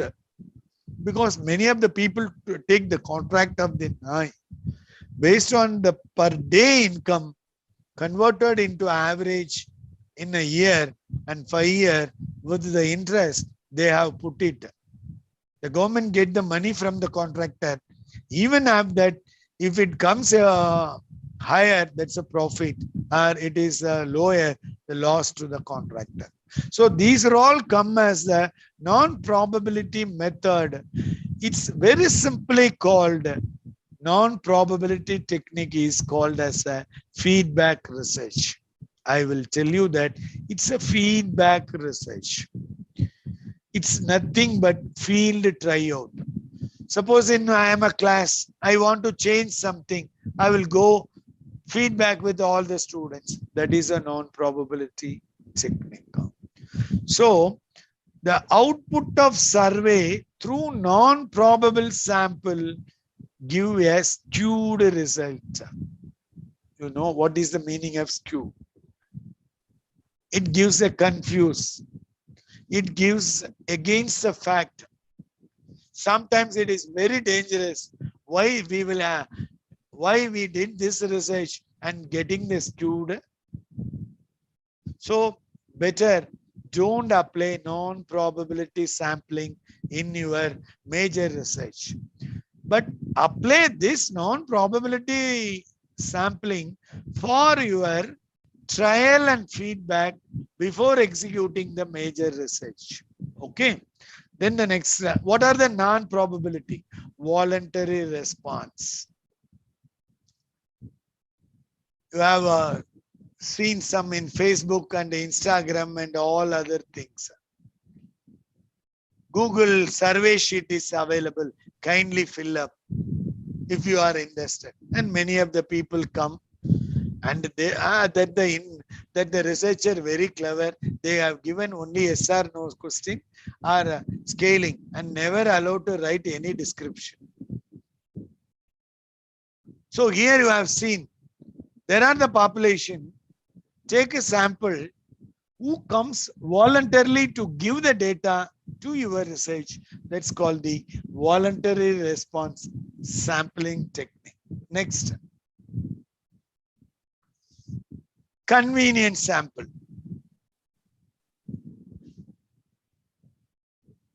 I have seen many researchers doing projects. They kept all the project questionnaire with their car or vehicle. Wherever go the data available, they will collect from the respondent. Even that is a convenient. According to my convenient, my times, my resources, and some of them I have seen taken 50 and make it convenient into 500 with the projection. Or in some guide ask, get all the data sheet. And they have given to their kith and kings and brothers and sisters, they have filled and everything. These are all the convenient sampling. But that's not exactly convenient sampling. Convenient means wherever we go and wherever available, accordance with we will get it. But that's not scientifically good. Next, purposive sampling. Here, under non-probability sampling, out of 4 or 5, this will be accepted in some of the cases, not in all. The step here you have to take. The purpose means the problems of disabled students in university. This is my title. Here I will go only with the purposive sample because in each department only 1 or 2 disabled students are there, totally 50. I will not omit any individual. I will go with the purposive sample. Disabled or the people with stress. Then the entire population will come nowadays. Nowadays, whatever I meet and I have a stress. Hearing that I had stress, right? Because stressing is nothing but if you have anxiety, the cause of stress is anxiety. you convert that anxiety into an activity in a positive way, you will achieve. Or if you convert your anxiety into a negative way, you will get the fear and panic. That is the difference. I think so. I wrongly deviated into psychology. I erased myself. So this is the purposive sample is scientifically accepted when depending upon your research. Like the example which I quoted, the problems of hearing deficient students. Like that, the problems of COVID affected women in particular district.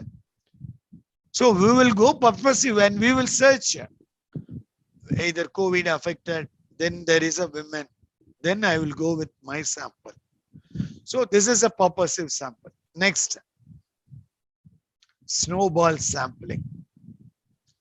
What it is? It's very hard to reach that particular sample. Then we make it generalization from the available. If the population is hard to access, snowball sample used to recruit participants via other participants. Here, you can reach through a medium, another participant like you have used as schedule. When the subjects are difficult to trace. I have seen some of the research done by the forest department. Every year they go inside to the forest and find the total number of wild animal available.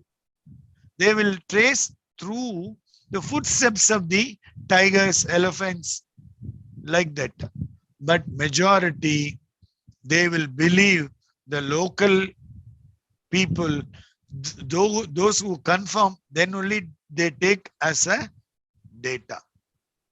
This is exclusively an example for snowball sampling. And I have quoted that if you want to get the problems and the other things of the HIV patients, I have some experience of doing research with the HIV patients. First, they will never accept to meet us and they never open the mouth. So just we have seen, and with their associates, we will collect from the data. This kind of sampling technique is called the snowball sampling. Disabled, HIV, and many victims of the war, like that. So this is, next slide, please.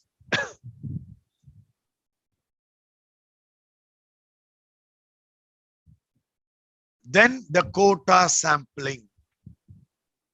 I have told already, but here I am very strict guide. 50% male, 50% female. No, 49, 51, I never allow. Like that, you have to fix the quota. How you will fix the quota? Depend upon the total population proportionate, you have to fix the quota. In total population, 80% is your subject, means you have to accordingly fix out of 100, you fix 80. Like that, you have to fix male 50%, female 50% in community, in residential. So you allocate and prefix the quota, which the number or the percentage of the thing. This is the quota sampling. Next. So we have seen non-probability sampling. This is helpful for creating the hypothesis, not for the final findings and the testification. This non-probability sampling will helpful create and formulate the hypothesis. It's majority used for exploratory fact-finding researches and budget and time constraints. My humble submission to all the participants, please majority of the research reports, what we have submitted is only by through non-probability of sampling due to the budget and time constraints and other things. Next, sample errors. Here, I don't want to go because things are so in social science, we should not go with 100% sampling. Then how we will minimize the errors? That's why it's called the confident level or error 1 or error 2. Kindly all the participants give 2-3 minutes to me.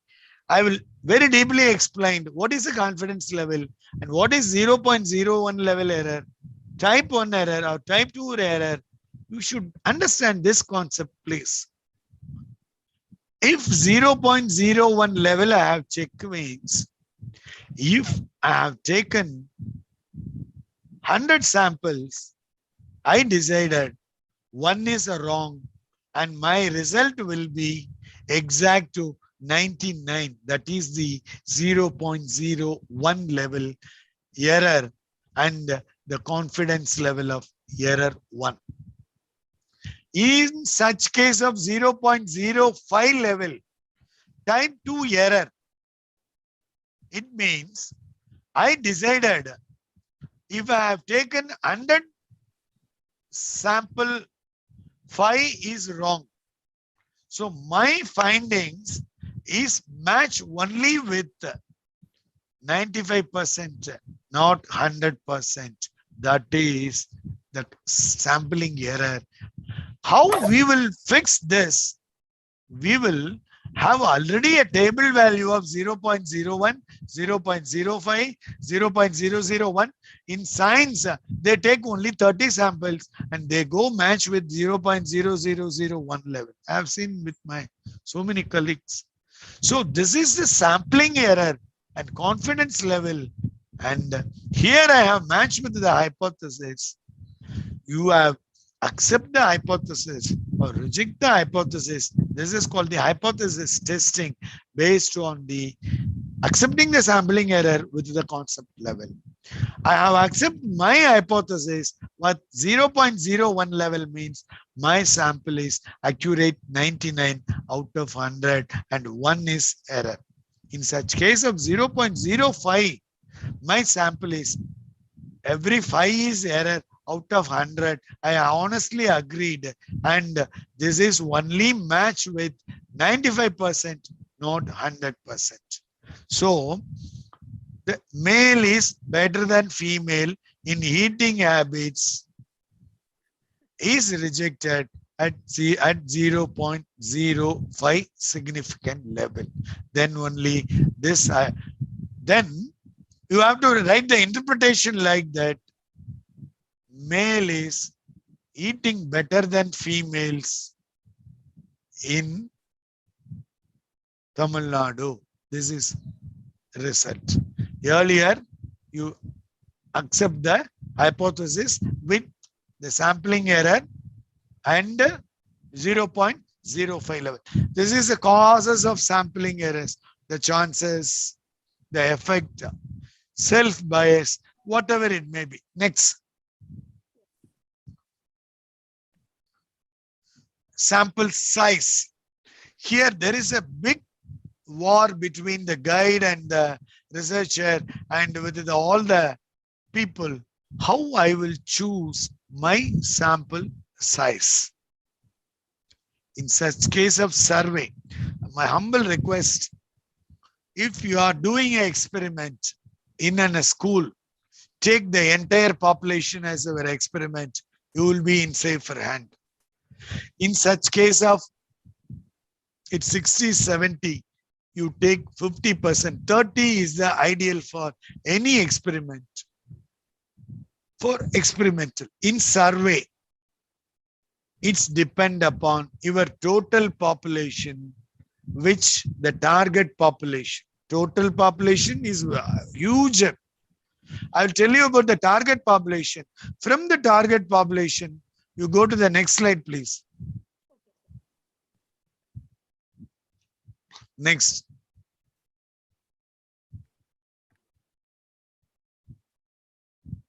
here I have to that there are several approaches to determining the sample size.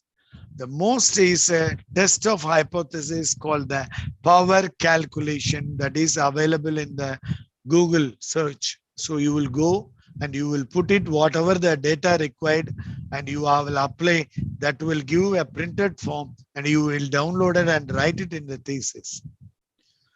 This will be universally accepted and it will give a good hope at the end. Next, sir, I am not satisfied and this is the formula. The sample size formula is Z square P into 1 minus P divided by C2. SS is a sample size, Z is a value, P is a percentage of population, and C is a confidence interval that you have to choose. Next, how you will arrive this E and finally N is equal to Z alpha by 2 into alpha by E square. This E is equal to, this is a formula you will take and no need not worry. If you are able to apply SPSS packages, you will give these all that will generate. So here I'm telling about that. You confirm with your research and hypothesis and choose a sampling technique. After choosing the sampling technique, you determine the sampling size through this formula. And my humble request, if you want to scientifically choose for your survey, apply this formula or in a Google search, power calculation in Google. Good. Next, thank you. Before that, you have framed a hypothesis, you have framed the sampling technique, and you have choose sampling size. Then my humble request, even though it's not in my purview, I'm telling about the one thing regarding kindly be confident and honesty with your tool that will measure the quality of the research. I have seen if you have taken 3 tools, one you use somebody's tool, other 2 kindly develop your own tool with item analysis, reliability and validity, and you have taken the other tool from the earlier researcher, you will go with reliability and validity. Now, all are over. Finally, you testing the hypothesis with the confidence level 0.01 level or 0.05 level, accordance with you accepting the hypothesis or rejecting the hypothesis. With the accepting the hypothesis, you find the findings of your things. So at this point, I just go through that. I start with what is variable, independent, dependent, subjective. Based on the variables, I have tell you about the hypothesis. What is its character? How it stores? How it is formulating? All these things. And what are the types of hypothesis? How hypothesis will give a confidence. And then we will enter into sampling. What is sampling? And what is population? And what is area? And what are the sampling techniques? What is the probability sampling? And what is the non-probability sampling? And which is more acceptable and which is both are usable, where we have to use, and then you have to fix a sample size through by shortness or by number. So in your research, this hypothesis and sampling will fulfill 30% of your entire research. So at this junction, I thank the Vice Chancellor of Sri Padmavati Mahila Vishwavidyalaya, Tirupati, and the Registrar, and Professor Sandhya, the Organizing Secretary and the Head of the Women's Studies, and also our beloved Coordinator and Women's Studies Professor, Professor Uma Devi Garu, and the fellow participants who are given many comments and you are given your appreciations. It is really a booster for me. I will tell you with the humble submission to all. Still my aeroplane is going on the runway, not taken in the field of takeoff. One day it will take. At that time,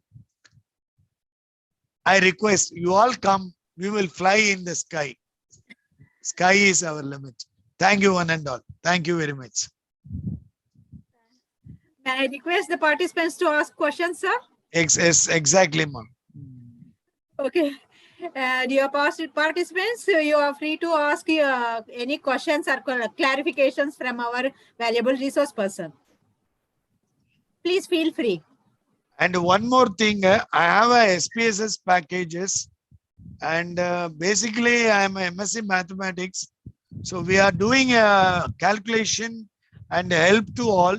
If the participants wants any guidance and further help for your particular research in a PhD research, not projects, you kindly contact the organizing secretary, Professor Uma Garu.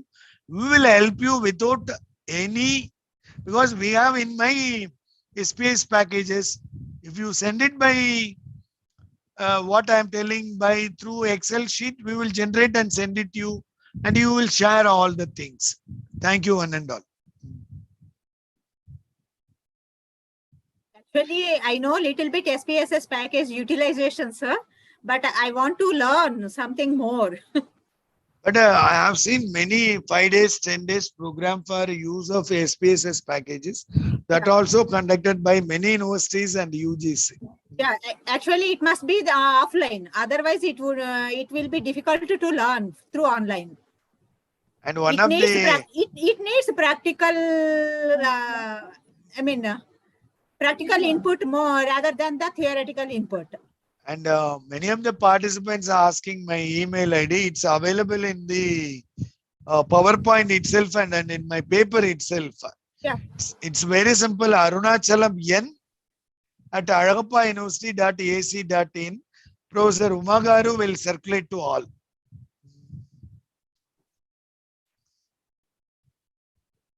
More questions, please. Yes. Actually, in YouTube, I have seen that one question.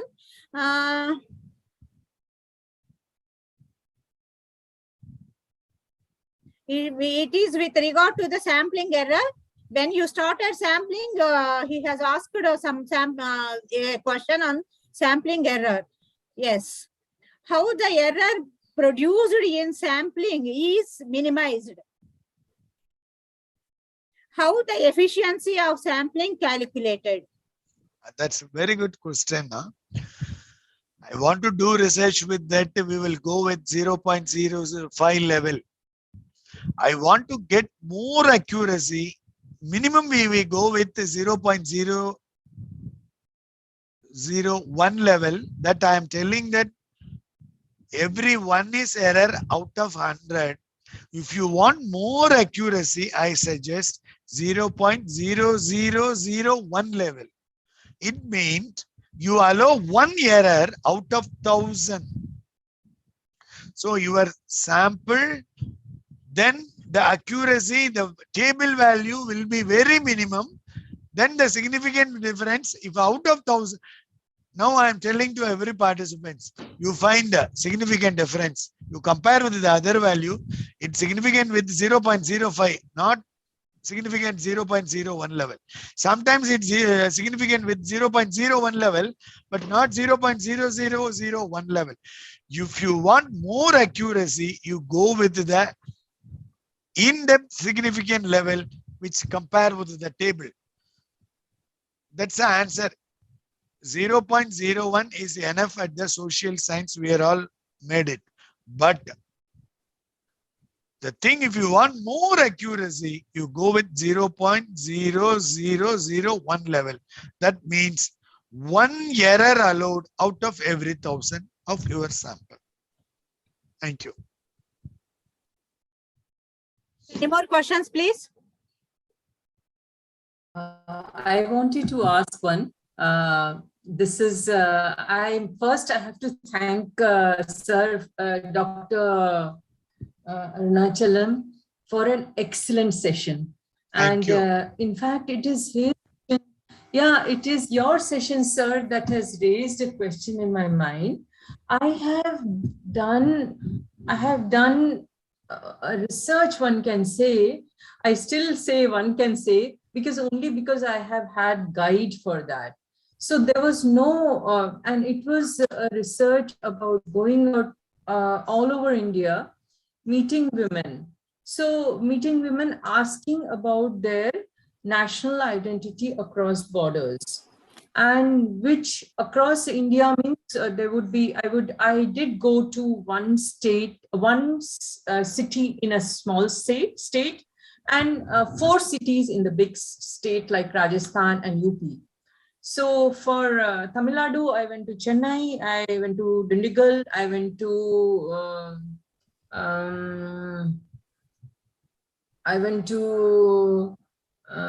Dindigul and Kanyakumari. So, and I kept meeting women across. So as and when whoever was ready to talk to me, I would speak with such women. So what do we say to call this kind of sample? So is it random probability sample? Actually, it based on your discussion, it is a purposive sampling and the non-probability. Or it is a cluster sampling. I have told that you have gone Rajasthan and Tamil Nadu. Out of 32 states, you have taken but cluster sampling is also a good accordance with the title which you have chosen. So this also taken under the non-probability. Sometimes it may treat as a snowballing sampling, because you are not able to reach all the participants, and you will go with the available participants and you will generalize. I did go to all the states, but I could not select samples in advance. So I would meet then it means, that's why I'm telling, nothing will start. You start with the stratified random sampling, and later your field tryout and experiments, it will go as the cluster or purposive sampling. That's all. Okay. This is, may I know your research? May I know your research topic, madam?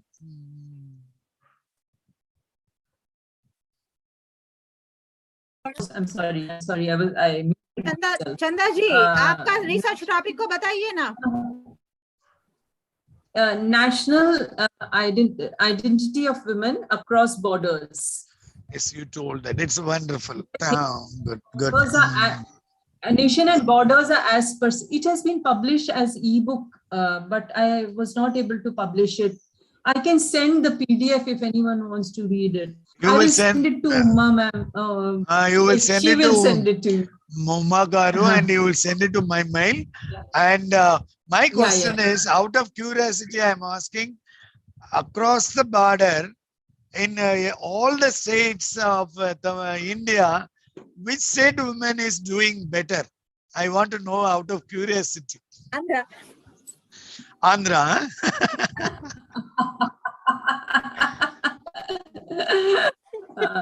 Since I was looking at only marginalized women, and I was trying to get understanding of marginalized women and marginalized people, I was, this is a question which is very related. That is also, I am concerned about this sample issue, because one can't reach any conclusion about saying anyone. It is so unique. India is so unique in all its aspects.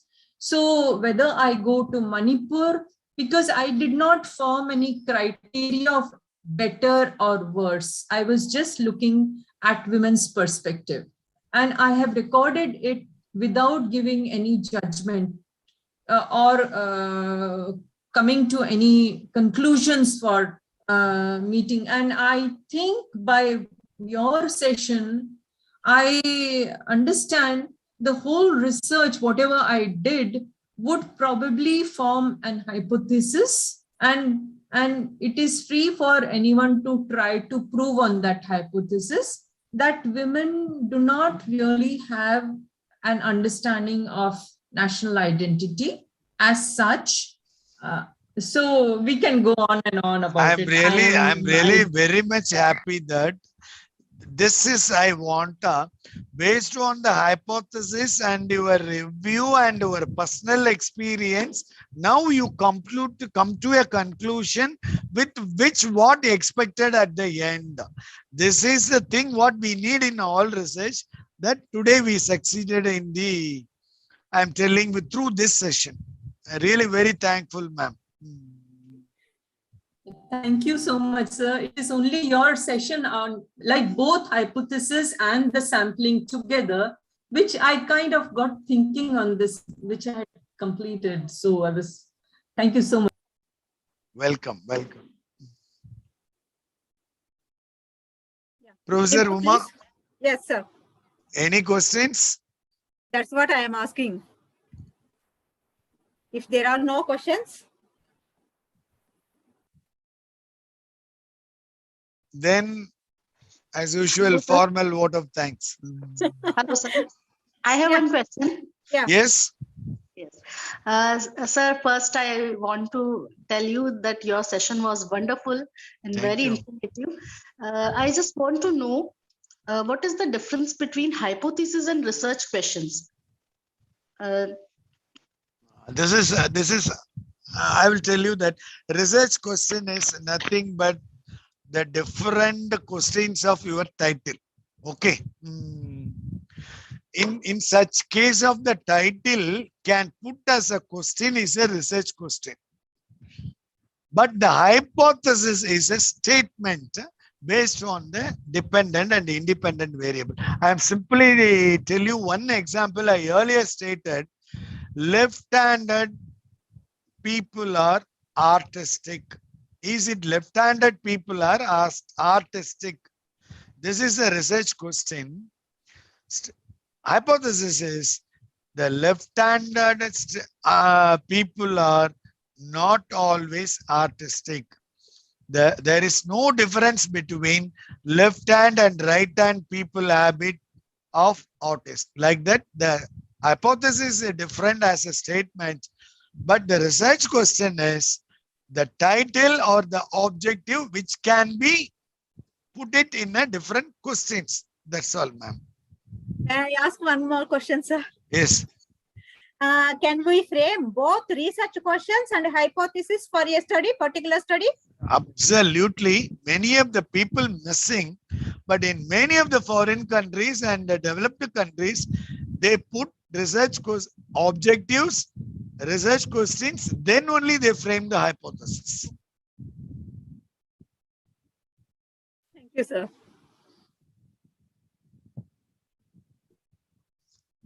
Any more, please?